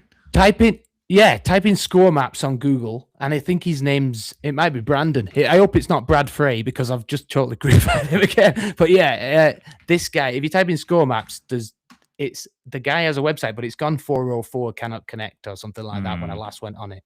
And I don't know if he's gone entirely on social. I don't know. But if he reaches out to us, then I'll definitely credit him in our video. But I love these things. And he did one for Once Upon a Time in the West that's brilliant. He's done it for a bunch of different films. And it's just fascinating to look at it and kind of go, okay, yeah. You know, for anybody who's a layman who's not like got a music degree or doesn't understand sort of harmonic drift and all this kind of stuff and majors and minors and atonalities and polyharmonies and all that kind of stuff. If you didn't know all that, you could just sit with this on your lap and truly appreciate where the score comes in, how the score is introduced, where the tension is, where the excitement comes, and how the music like interacts with that bit. So Jurassic Park score maps, if you type in score maps, there's definitely a website. You found him, Brendan, or not? No, it's the same thing. The Santiago Barks, his That's him. His website Scoring World still exists, but it doesn't, it no longer connects to the score maps part of it. It looks like it might have changed over, something happened. Unfortunately, the score maps part does not exist. Yeah. But anybody want to do these? They're great. I would happily do them, but it'll take me forever, and I'm spending most of my time doing Film Hang logo stuff. But yeah, as I said, really great moment, really great thing, and it's highly excitable. This is the bit I'm looking at that comes sort of 17 to 20 minutes in. It's where we're introduced to this island theme, and it's just one of the coolest moments ever. You are trying to imagine sitting there. Right, you've got Michael Crichton's book, you've probably got an initial script, and you're trying to come up with a way to have people arrive at this, what is going to be a theme park with dinosaurs, and you're trying to encapsulate the awe, the wonder, the amazement, you know, and this idea of motion without threat, this idea of there's no threat right now. We don't see anything going wrong with this right now, okay? Because we're in the mindset now of these scientists, Sam Neill, all that kind of stuff, right? We're not expecting anything negative to happen. So it's all very exciting, adventurous, and this is what it sounds like, and it's one of my favorite bits. In fact, yeah, I'll click this one so we can see it with the film.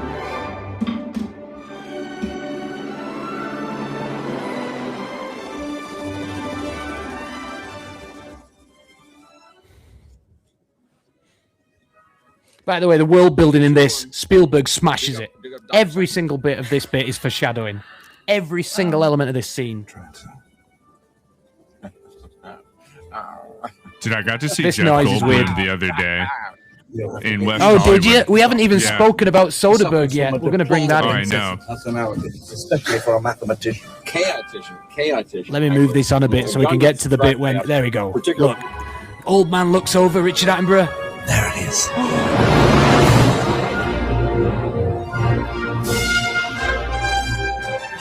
Trumpets. I'll tell you something cool about trumpets in a second.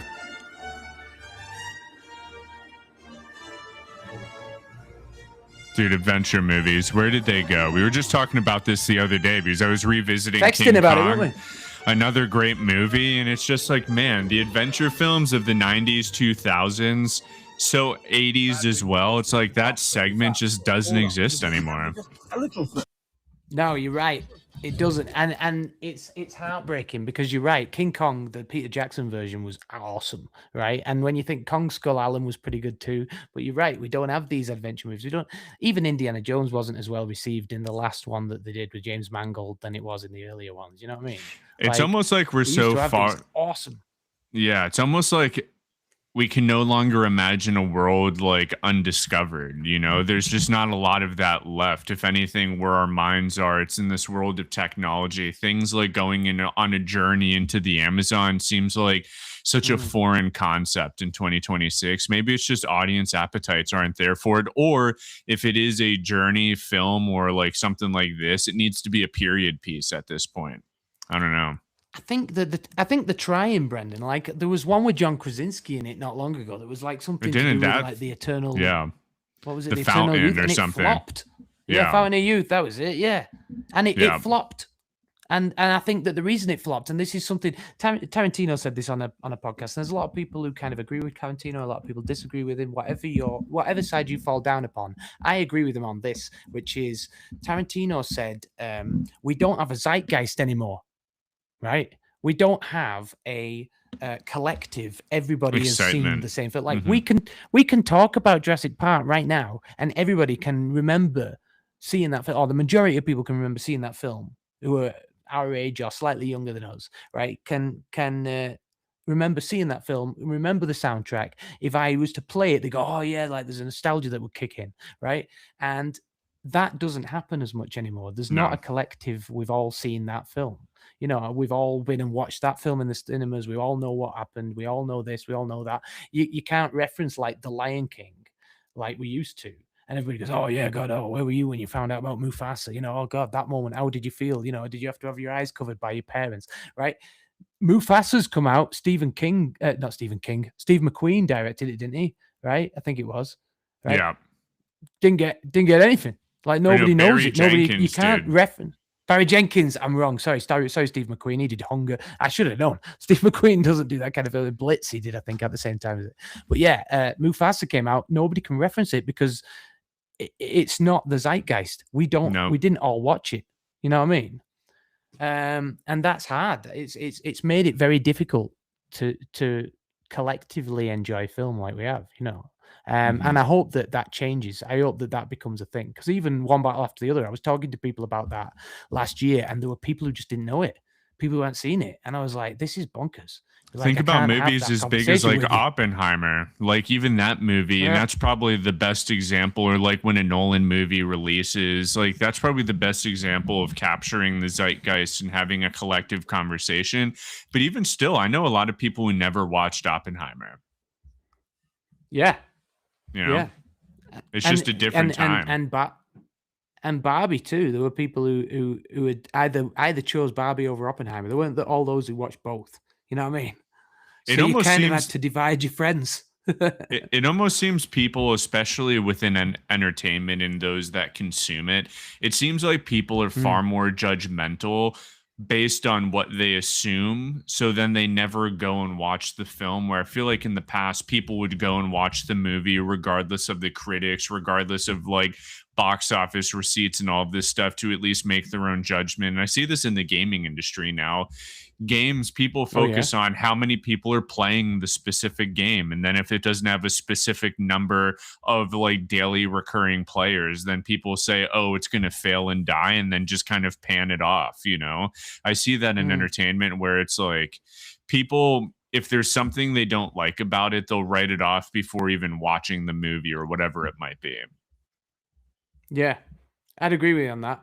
And I think that it takes an awful lot to get people out to go to the cinema. I think it takes an awful lot. Like I was talking to people who are obviously they've just had the Michael premiere. We will get back to John Williams in a second, but they've just had the Michael premiere over in Berlin, and it's gone down very well from what I've heard, and from what I've seen as well. Some people who are film critics have been kind of breaking their embargo and saying that they've enjoyed it. But the Prince of Pop, or the King of Pop, as people might call him, right? Like who is pretty universally, acknowledged as one of the greatest musical acts ever. Whatever people say about his personal life and stuff, his music was incredible. Like even that is kind of, people are saying, deciding whether to go to the cinema and watch that or not. You know what I mean? People are, we're wondering whether that's going to be a massive hit, and there's going to be people worldwide who are going to go and see it, and then everybody will have that to talk about, or not. The Odyssey, I think, will get a massive bunch of people going to the cinema to see it. You know what I mean? And that will finally give us something to all talk about. Dune 3, I'd agree with you. Yeah, that'll probably hit. Yeah. But even then, I think Dune 2 didn't hit as hard as Dune 1. I think that once we get sequels, they start to diminish almost in terms of anticipation. Which was not the case back in the day. Think of like The Lord of the Rings, Return to the King. The film only built momentum. Harry Potter, same thing, only built momentum as it went into its final act. Even The Hunger Games is probably the same deal. Yeah. Super fascinating. Yeah. It's strange, isn't it? Yeah. I mean, what's good is there are a lot of it. We said it last week with the drama. A lot of original films right now that are coming out that are exciting. And this one at the time was highly original. I mean, it was the peak of filmmaking. And if we go back to it, as I said, how do you introduce a CGI dinosaur? John Williams did it with that amazing reverential hymn-like theme. You know what I mean? And that's one of the things we've come to see here. Let me share my screen again. I took it off so they could see our faces for a little bit. Let me throw this one back up. Everyone loved it. We're getting a lot of comments that they loved seeing our face. See, thanks, guys. Yeah, but again, like back to this thing here. Everybody remembers this scene, the bit when he turns the head. It's brilliantly parodied in Ted 2, by the way, if anybody has seen that film. We're talking about sequels, so there it is. Oh, yeah, and by the way, on the subject of sequels, before I get into this, like John Williams is a great example of somebody who can reuse material and find a way to recompose it or weave it in from the first one, so that anybody who is, remembers the first film, it kind of gives them that little nudge to, oh yeah, this is that, or this is that. There's that kind of thing in there. He does it in Star Wars. He does it with Jurassic Park and The Lost World, the same kind of thing. So yeah, very cool. But this is one of my favorite bits in any film ever. And what I love most is you hear these kind of little runs. It's building up. What the hell is this? It's tension. What's he seeing? What's he frightened of? And then the mood changes entirely in a millisecond from being this, what could it be? Minor key. Extinct is the Cretaceous period. I mean, these little flourishes. What could it be? And then we get this hymn-like magisterial thing. It's beautiful. Now we change into the major key. It's all okay. Don't worry, guys. You're not going to get eaten. And remember, 1994, the people watching this, they'd never seen CGI of this level before.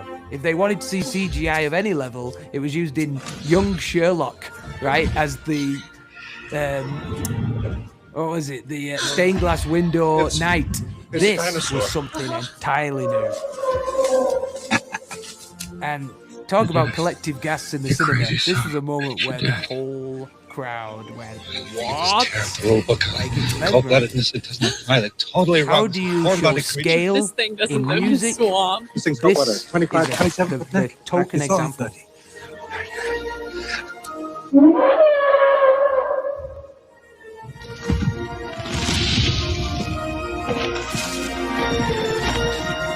I bet my nieces would say this looks a bit shit now. Oh, I know. That's the saddest thing.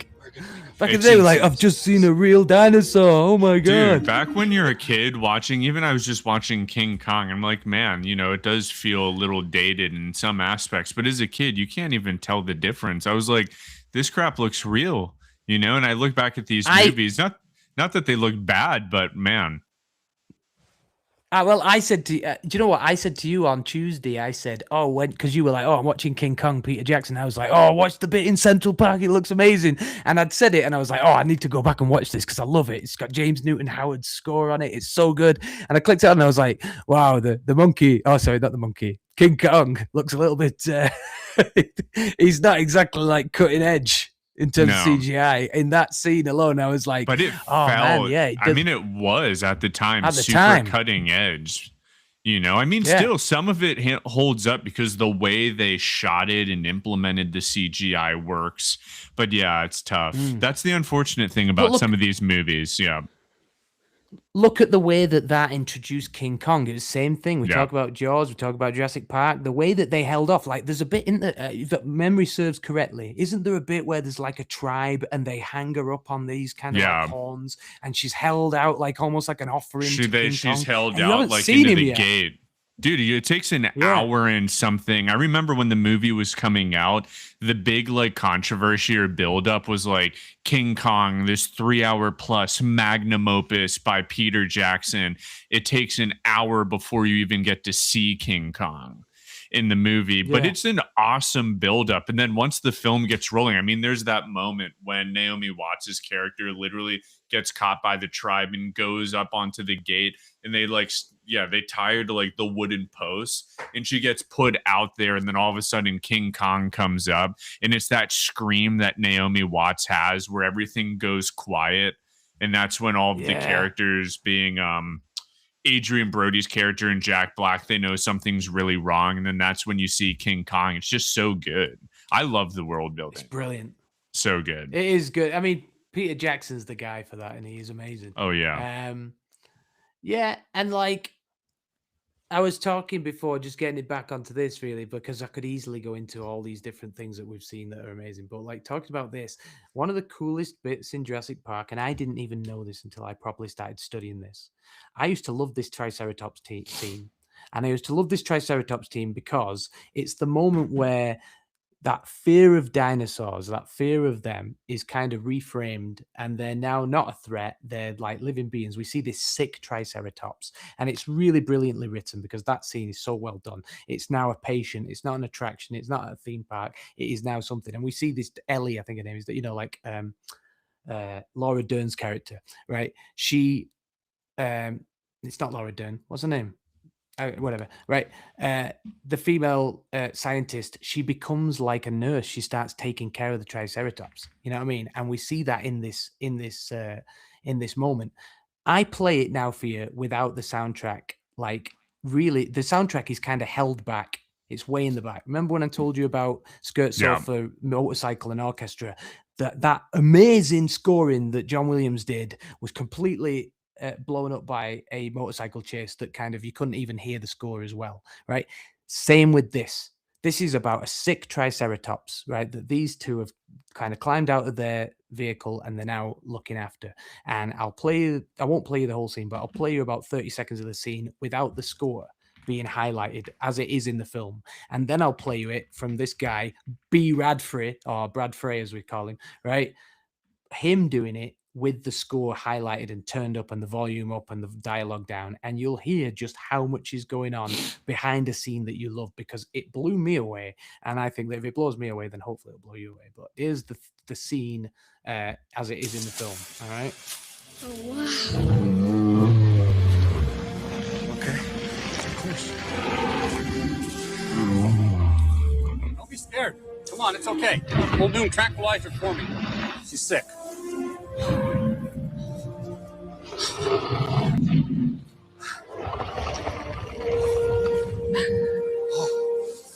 my God.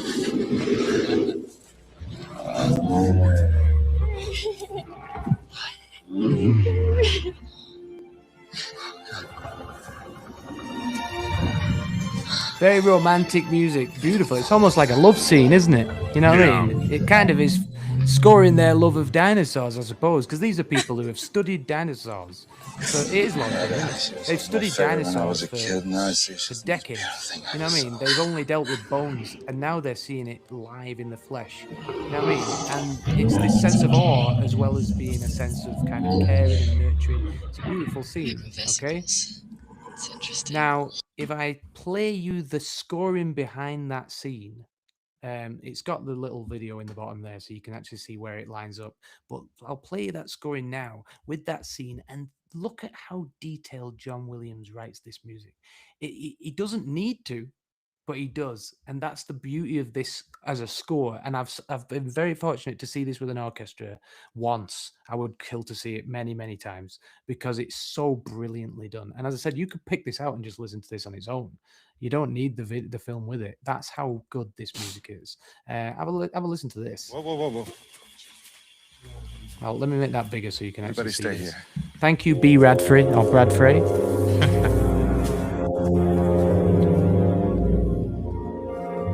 So we start off with this sense of fear. Oh, what could it be? Same thing as when he's sitting in the car. What could it be? We haven't approached on it. And then this, oh, it's all okay.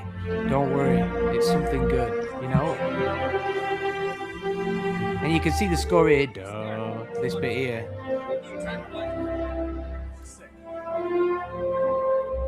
I'll have to check out this channel. Flowing.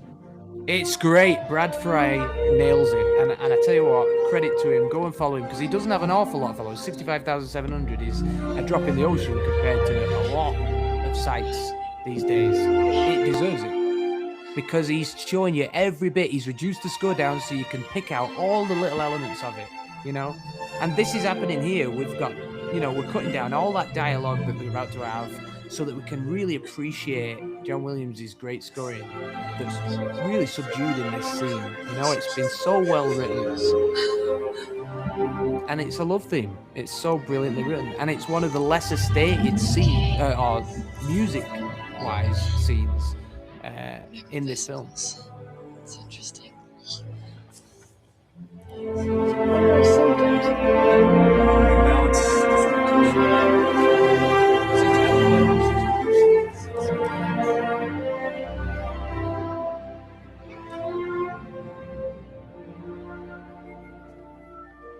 just so much nuance. There's so much in there. And as I said, like we have that little bit there where she comes in because she's actually witnessing adults falling in love with the thing that they fell in love with when they were probably her age. You know what I mean? Yeah. Dinosaurs. It's what an exceptional piece of writing. Create a love theme for humans and dinosaurs. Done. And there it is. Light strings, gentle woodwinds, very little brass except for these beautiful horn bits, and then some harps that thrown in there too. It's one of the coolest scenes of all time. Again, if you guys want to listen to it, look at things like the T-Rex scene. No music at all. Nothing. Let's let this play out. Let's let this be terrifying. You know what I mean? Let's create outright terror. Let's have a guy eating off the toilet. Brilliant. You know, exceptional. Just entire sound. Same thing for the Velociraptor scene. There's hardly any scoring in it.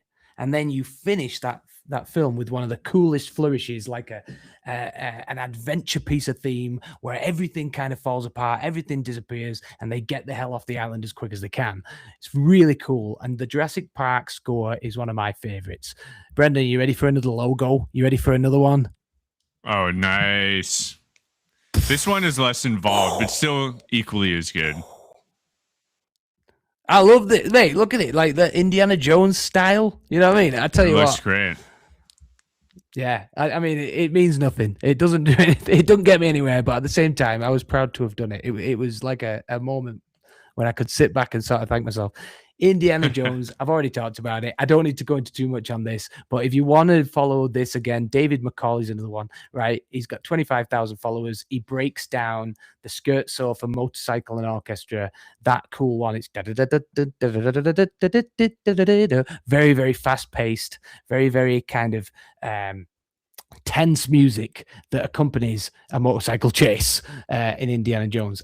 Everybody knows Indiana Jones. It was corn gold. It was bringing back the hero theme. If you put this theme over the Adventures of Robin Hood with Errol Flynn when he's drunk on oranges, right, then it would fit, right? Because it's that kind of thing. Every time that Indiana Jones jumps on a horse, every time he swings on a rope, every time that he gets his whip out, every time that he's riding on a boat, on a car, on a tank, anything, on a plane, we get this theme. And it's instantly recognizable. That's the beauty of leitmotif, because we get these themes playing.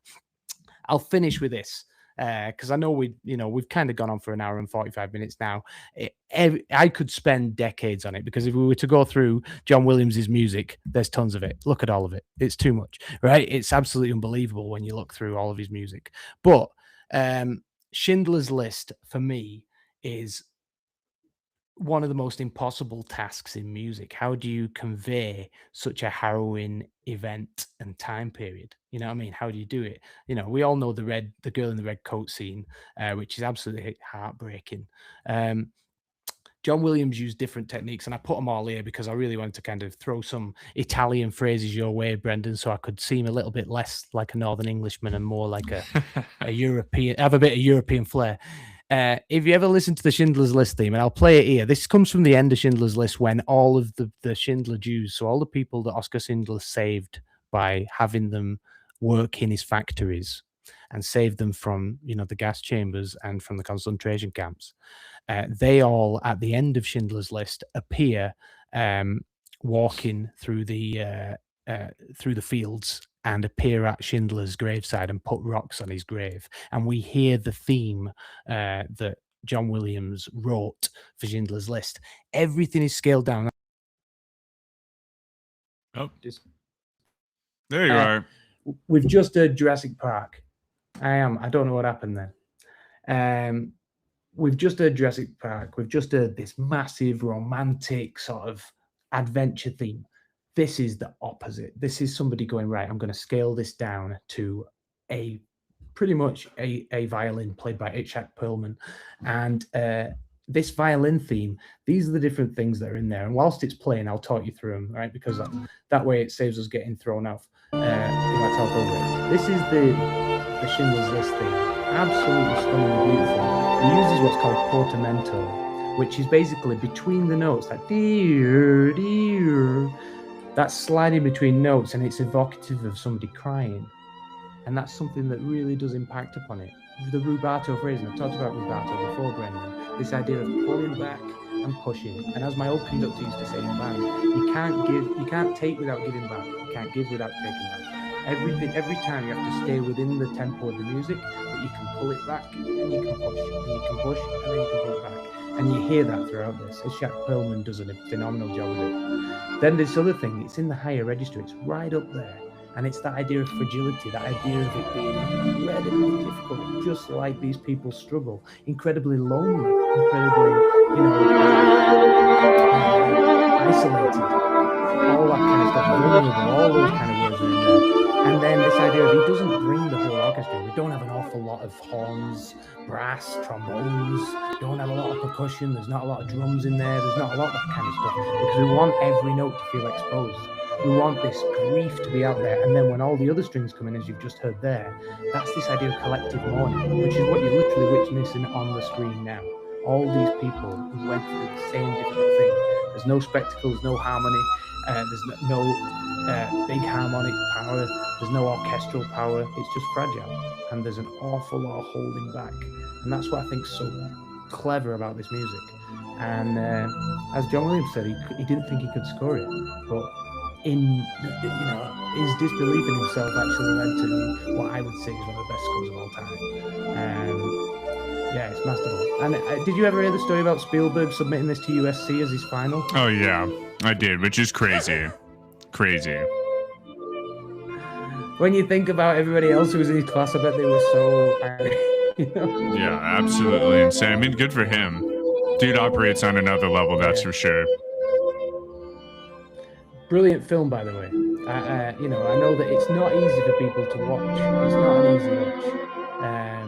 But like Hamlet's not an easy watch. You know what I mean? And these films that are incredibly difficult and very full of grief, but actually incredibly cautifying. It allows you to feel something that you don't feel in every film. I think that it's one of the most exceptional films ever made. And the use of colour in that film is mind-blowing, or lack of colour, The other thing I'd say in that, by the way, in Schindler's List is also maybe not even John Williams' use of music, but the use of other music other than just John's that really does have an impact. When when Oscar Schindler is introduced, we get this Argentine tango that's actually, what's it called? Por uno cabeza, right? This like Argentine tango, and it really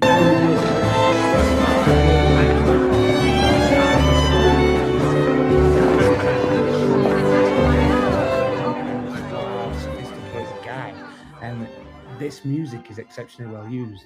In the same way, when we have the girl in the red dress and the Warsaw ghetto is being overthrown by Gestapo agents and Nazi soldiers and stuff like that, you have this like children's nursery rhyme used.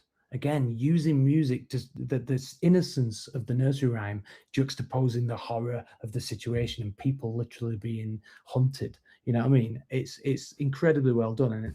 And I just used a tiny bit of this now. Again, it's not necessarily from John Williams' score, but this beautiful, haunting nursery rhyme, you know what I mean, being used for this harrowing.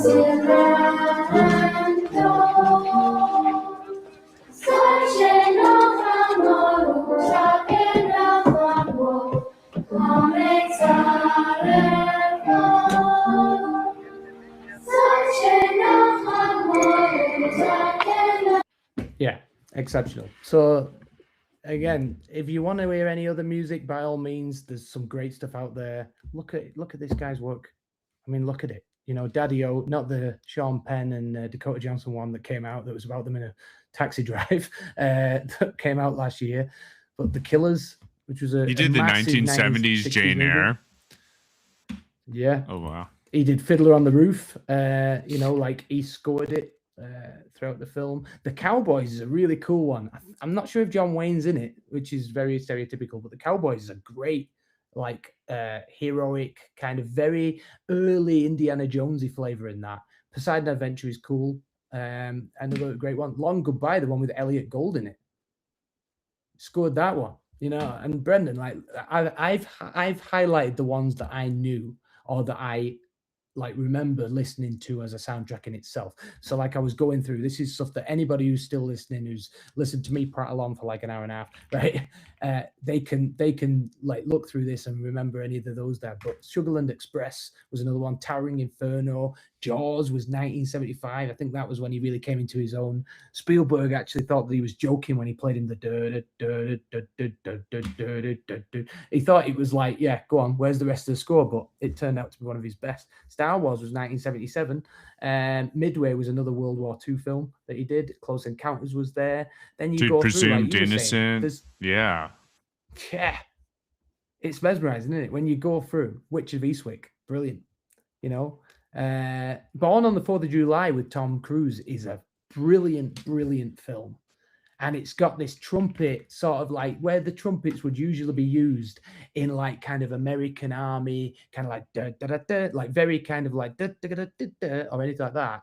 In Born on the 4th of July, it's haunting. It's almost Schindler's Listy in terms of this heartbreaking trumpet sound. It's because it's about this soldier who comes back from war and he's paralyzed. Tom Cruise, incredible performance. And that music helps convey this kind of thing where he's incredibly isolated, incredibly, you know, what the lie he was told when he signed up to the army is conveyed through a trumpet playing a real kind of heartbreaking theme. You know, like you go back through, Brendan, take a look at how this guy was doing in the 90s. I mean, my goodness. Hook, which got panned, right? Pardon the pun. Hook got panned, right? That soundtrack is awesome. Right, it's brilliant. Hook is an awesome soundtrack. Flying to Netherland is great, right? And I heard it played by the LA Phil because they do this thing for John Williams every year that's like in September, and it's such a cool night. They play live with different clips and stuff like that, just kind of like what we've done tonight, but on a grandiose scale with lots of musicians. And Hook is always in there, and it's always great. As is Far and Away, 1992. I think Ron Howard. It's Nicole Kidman, Tom Cruise, and it's all about the Irish coming to America and getting land and manifest destiny and all that kind of stuff. And it's really cool. It's got these kind of Irish jiggy kind of played on a violin. One of my wife's favorite soundtracks, Far and Away. And the fact that the woman says, Joseph, which you like that impression, Brendan? That was great. But yeah, as I said, you look through his work, it's incredible. And if you like me and you've got like an Apple Music account, you can do a John Williams thing and it will go on for like 19 hours and the music's incredible. So yeah, highly recommend him. He is arguably. I have a question for you. Yeah. Do you have a specific movie in which you feel like his composition didn't quite come together in the way you feel like it could have? Is there one in particular like, ooh, I feel like he missed the mark there? Have you ever come across anything John Williams or like, ooh, I think maybe this was a little undercooked, or for the most part, do you think he always hits pretty like on the spot? I think he's always pretty much on the spot, but yeah, I mean, there's times where, I mean, like people will say, like, here's a great example, right? 7 Years in Tibet is a great film, right? But if you listen to his music separately, like some people will say it's undercooked, but because it's just Yo-Yo Ma on it's Yo-Yo Ma on cello in it, and then it has these really sweeping kind of it's gorgeous, you know what I mean? Yeah. But did that one get him an Oscar nom? I don't think it did. But I love that film and I love the music in it. I'm trying to think. Angela's Ashes, it didn't really stand out to me. His soundtrack, you know, like I remember when I used to teach English back in England, that was one that we used to put on the film when we'd finish reading it with like 17-year-olds. And I don't remember sitting there and going, oh my God, listen to this soundtrack like I'd usually do, because like I'm a bit obsessive like that. I'm looking at a Reddit thread. Like, people say the BFG, which I've never seen that movie. It's not very good. Do you know what? Yeah. I mean, I don't think it was necessarily his score that caused that, though. Yeah. You know, like it wasn't the movie overall. Retelling of the film. Yeah, I think so. I'm saying that the guy who played the BFG, I can't remember his name, but he's also the guy who's in Bridge of Spies. Mark Rylance. Mark Rylance, and he's great. Yeah. In it, you know what I mean? By the way, Bridge of Spies, is that on this list? I don't think it is. He scored Bridge of Spies, John Williams, so I don't know why that's not on the list. Blame the person who copied and pasted it.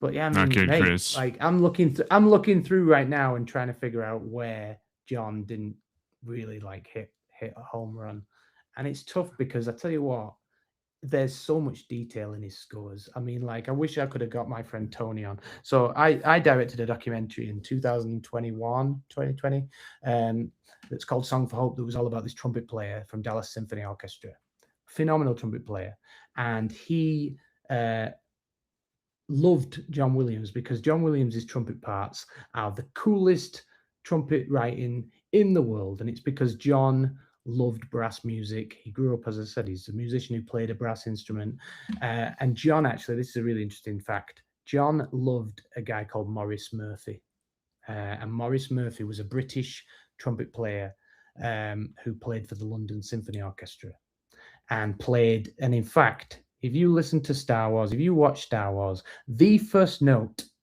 that first top note, that first note is Maurice Murphy hitting that note, right?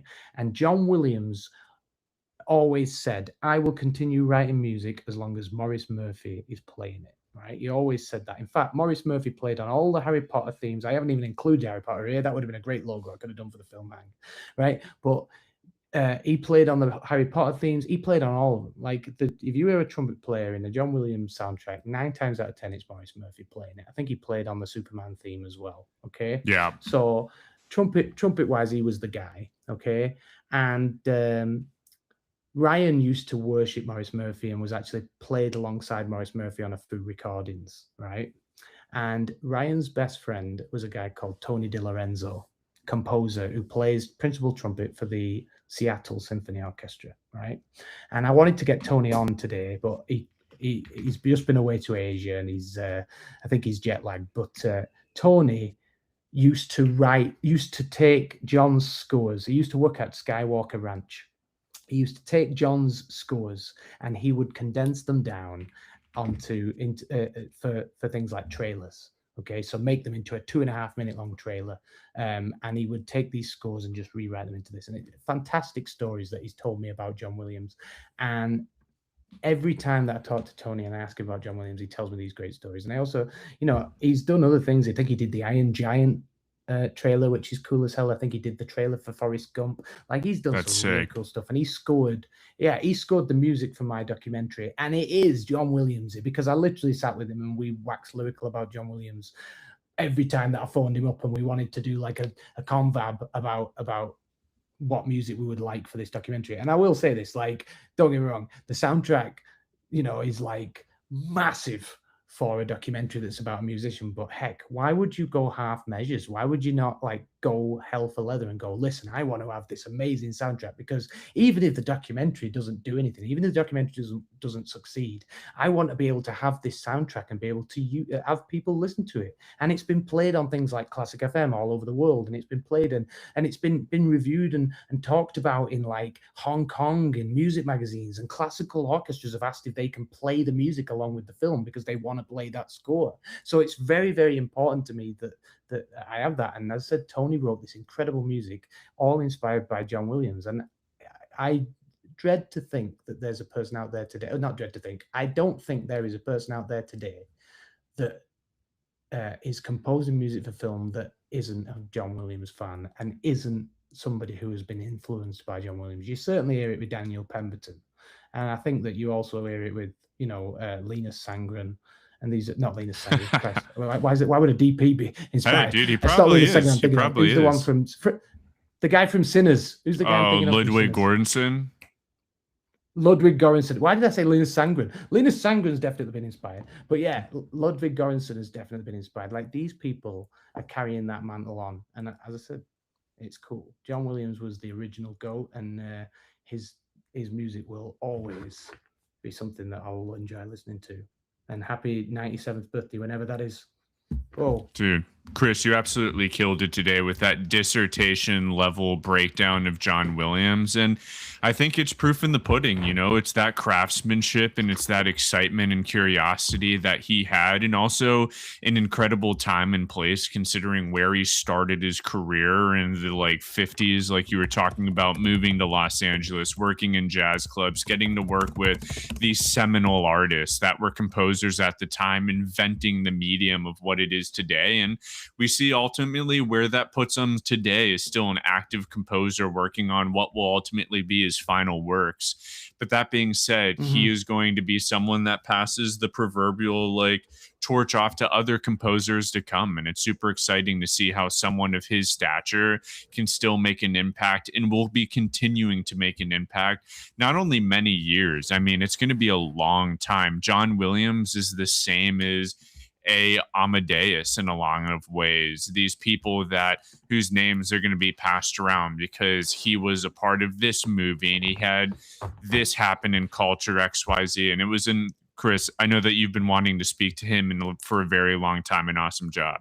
You really took that one to the goal line. Thanks so much, man. Yeah, and look, the film hang, and I know that we're looking at ways that we can involve our viewership more. We're looking at ways that we can get people involved. But my reason for choosing this is because, again, I talked to my father-in-law, I talked to my dad, I talked to my wife, I talked to lots of people of all different ages, and they just know this music. You know what I mean? Even some of them who don't know the guy behind it, they know the music, and that is something that will always stay. And it's incredible because I love him. I really do. And we're very fortunate to live in a time where we have Disclosure Day coming out this year and John Williams is scoring it. Now, don't get me wrong. I'm sure he's got a lot of people helping him. He's 96, for goodness sake. Yeah. But incredibly cool that this guy is still in some way, even by name, involved in writing music still. And we are fortunate, you and I, that we live in LA and we can go and watch, the LA Phil performing his music. And we are fortunate. We live in LA, and at the Hollywood Bowl for 3 nights, possibly 4 nights every year, around about September time, they have John Williams live. And sometimes he's brought out on stage. I've been fortunate enough in the last few years to see him actually conduct a lot of these. Last year he didn't because he was in ill health, but what an honor, what a tribute. And Steven Spielberg has come out and done it. In fact, I'll say this before we finish.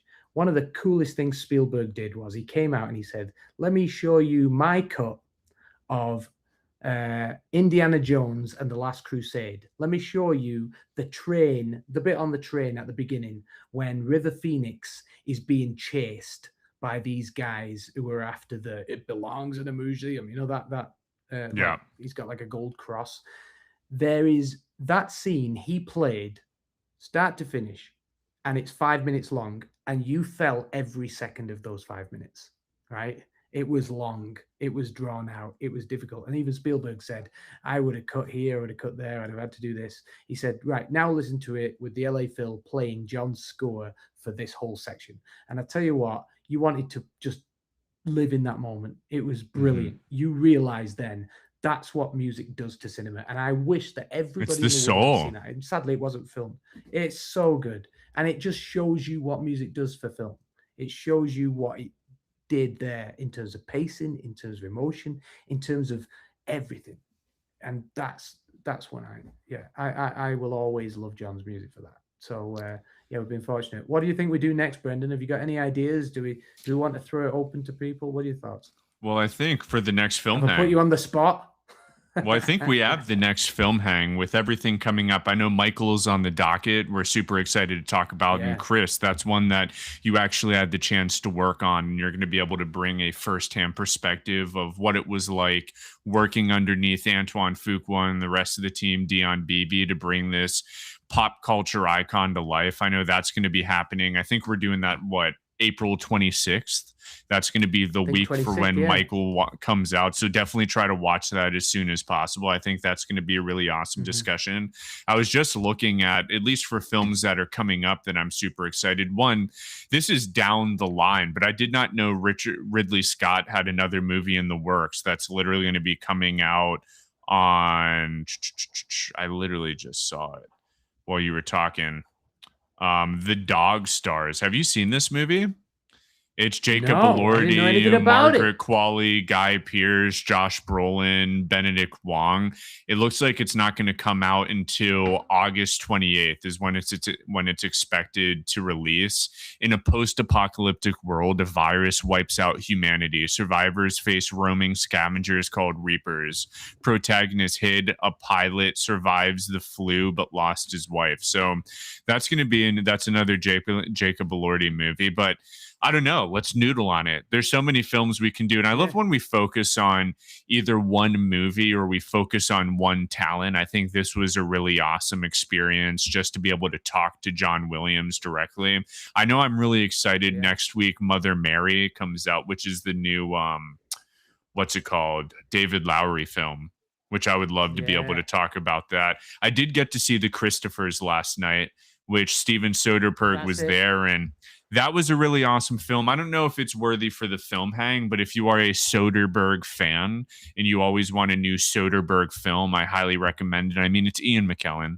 For those that love, Gandalf and Sir Ian McKellen, this is definitely one to go out of your way and watch, just because the dude is not going to be with us very much longer. And the fact that he's still able to act at the level that he's able to do is honestly incredible. And it's honestly what I loved about the most with the Christophers. It's a different type of movie for Steven Soderbergh, but it still has Steven Soderbergh's kind of like thriller sensibilities built into a very sentimental movie about two characters that are going through this this transition in both of their artistry. So highly recommended. I did get to hear Soderbergh talk back, which was really awesome. And the funny thing that happened before, he was, dude, I mean, Soderbergh's probably one of the cooler filmmakers, at least in my opinion.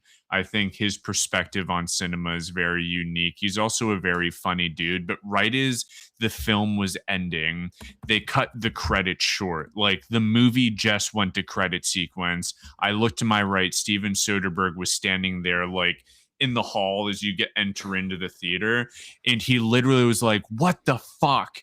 Why did they cut the credits short?" And he turned to his publicist and was like, "They never cut the credits short, never fucking cut the credits." So then he enters, they introduce, which the woman who introduced Steven Soderbergh did not give him the right title. And he literally grabbed the microphone. He was like, "You never cut the credits to a movie. The end credits allow you to sit and think about the film. You guys just saw the movie end. Now I'm here and you've had no time to like percolate on the film."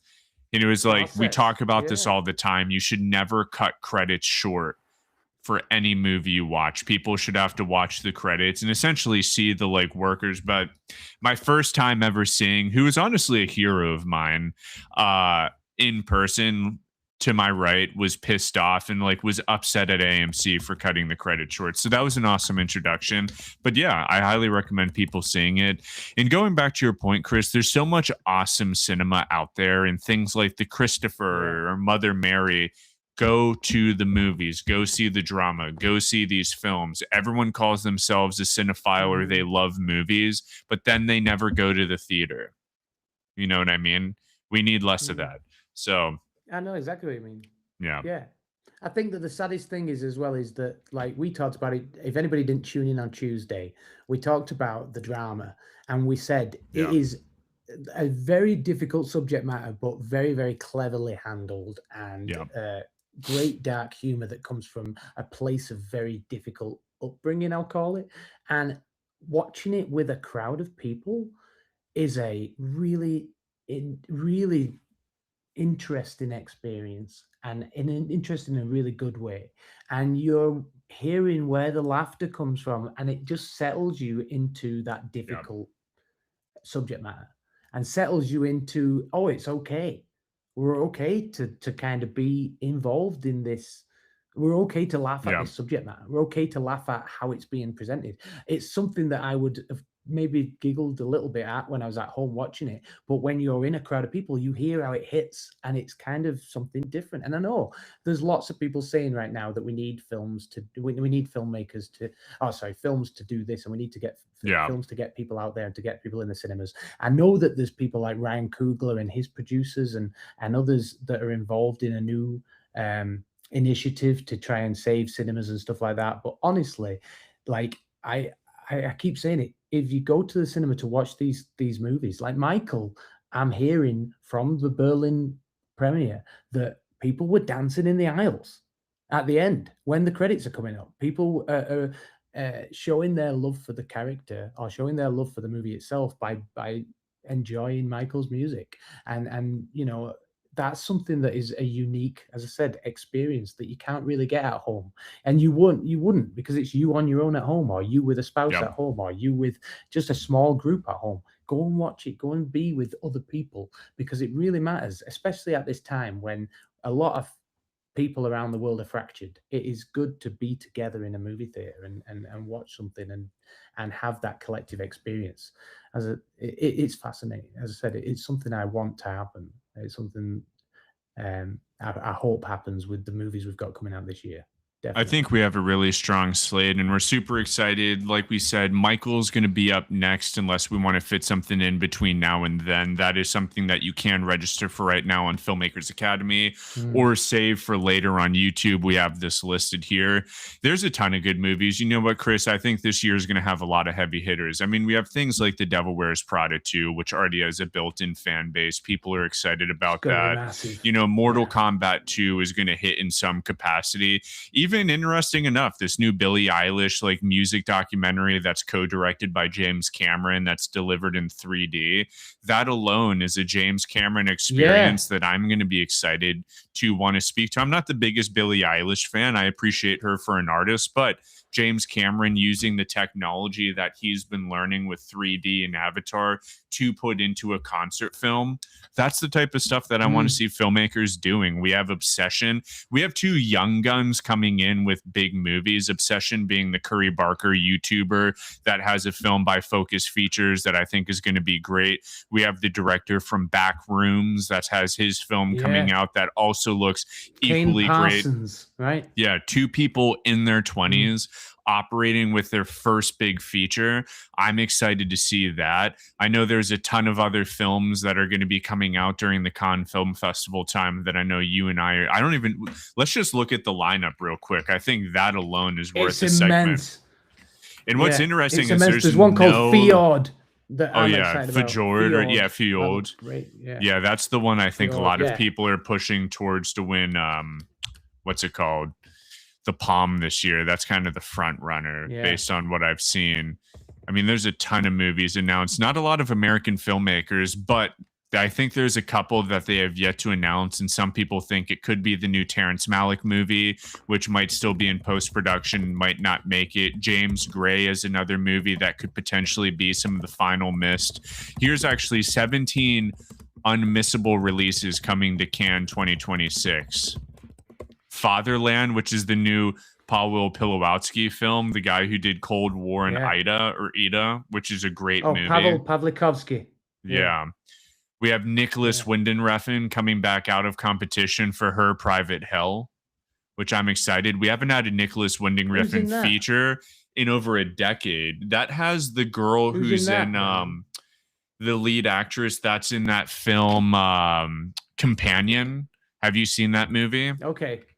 No, I haven't. That came out last year. I think it's called Companion. I'm going to write it down to watch it. Companion, right? Yeah. It's actually a really good film. Her Private Hell. Let's look up. It's Sophie Thatcher. If you've seen her. Yeah, she's great. If you've not seen it, there's... Oh, yes, I have. Sorry. Companion I saw, because it's where she plays the robot. Am I right? Mm-hmm. Yeah. Yeah, she plays the There's a great scene in that, by the way, when she's speaking German to that cop. It's brilliant. Yeah, I like that movie. Dude, we have a new Ryosuke Hamaguchi film, which that says enough right there. I mean, he's a returning face. Yeah. I mean, there's so many. I mean, there's a lot of new people on the scene. Not a lot of American filmmakers, though. I think there's none. No. Which is crazy. Strange. Yeah. Hopefully, But, Terrence Malick gets something in here. Yeah, I mean, like he's got one coming out, hasn't he? What's his new one? The Way of the Wind, but I don't know when it's coming out. It may come out in May. He's describing it as his final film. I mean, the dude's pretty old. I don't know, but we'll see. There's definitely a lot around the corner. Interesting. Yeah, and we've also got things that are being made right now. I mean, I know I've seen a lot of BTS videos or pictures from Damien Chazelle's one that's got Cillian Murphy and Daniel Craig in it. That's all about a what is prison, this one? Like a psychological prison drama by Damien Chazelle that's being filmed right now with, as I said, Cillian Murphy and Daniel Craig. That looks like it's going to be great. That is it Guadagnino's Digger? That's great. That, I mean, again, I said this on Tuesday. I don't know what that's about, and I'm super excited because it is the withholding method has been exceptionally used for that film because I know nothing, and the teaser shows nothing as well. I know. So wait, I thought Damien Chazelle was doing the Evel Knievel movie, so that got pushed. I thought it was too. I think that must have been pushed, yeah, because he's definitely making this one that's like a psychological prison drama, and there's videos of him like on a headland, and I think it's in Ireland, but I might be wrong. Yeah, Batista's in it. Also, Michelle Williams is in it. Also, credit to Taika Waititi. He's just bought a studio with Jason Momoa and oh god, I'm going to get the person's name wrong. Yeah, but he's just bought a studio in New Zealand, so that's good. That means that we're going to see some more stuff going on there. So yeah, hopefully. Dude, you know what I'm excited for? Future looks bright. For New Zealand is this new Andy Serkis Lord of the Rings, The Hunt for Gollum movie. Oh, honestly, me too. like, dude, I'm down. I'm down. Me too. Yeah. That's what Andy Serkis needs to be doing. Yeah. Do you know what? I don't mind as well, like the fact that there's another one that said that Stephen Colbert's writing one. I don't mind that. You know what I mean? Like the guy seems to know Lord of the Rings inside and out. He's writing one because Peter Jackson just announced that. And I was like, I'm in. I don't care. Like he's like a massive Lord of the Rings fan, like huge Lord of the Rings nerd. I mean, I hope I'd rather it's good. somebody who knows the subject matter inside and out did something like this. You know what I mean? I'm glad of that. Rather than just hiring somebody who's a great writer to write about a subject that they aren't familiar with. You know what I mean? I think that we've got a guy that's, and I think he said he was inspired by, what's his name, who did Barry, Bill Hader, right? He said, Bill Hader left SNL and then wrote this absolute groundbreaking series. And Barry's brilliantly written. I mean, the last series was awesome, right? So, yeah, I think he's been inspired by that. So once he leaves CBS, he'll be, or whatever it is it CBS? Whoever it is, once he leaves that station, he's going off writing a new Lord of the Rings movie.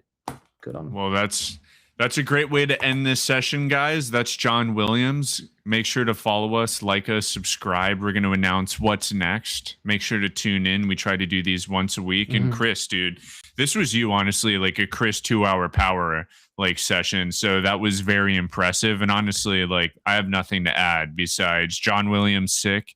Definitely revisit his works. Go look for some of his more obscure stuff. And yeah, awesome job, Chris. Thanks so much, man. Thank you. And thanks so much to everybody for joining us on the Film Hang. All right, guys. We'll see you on the next one.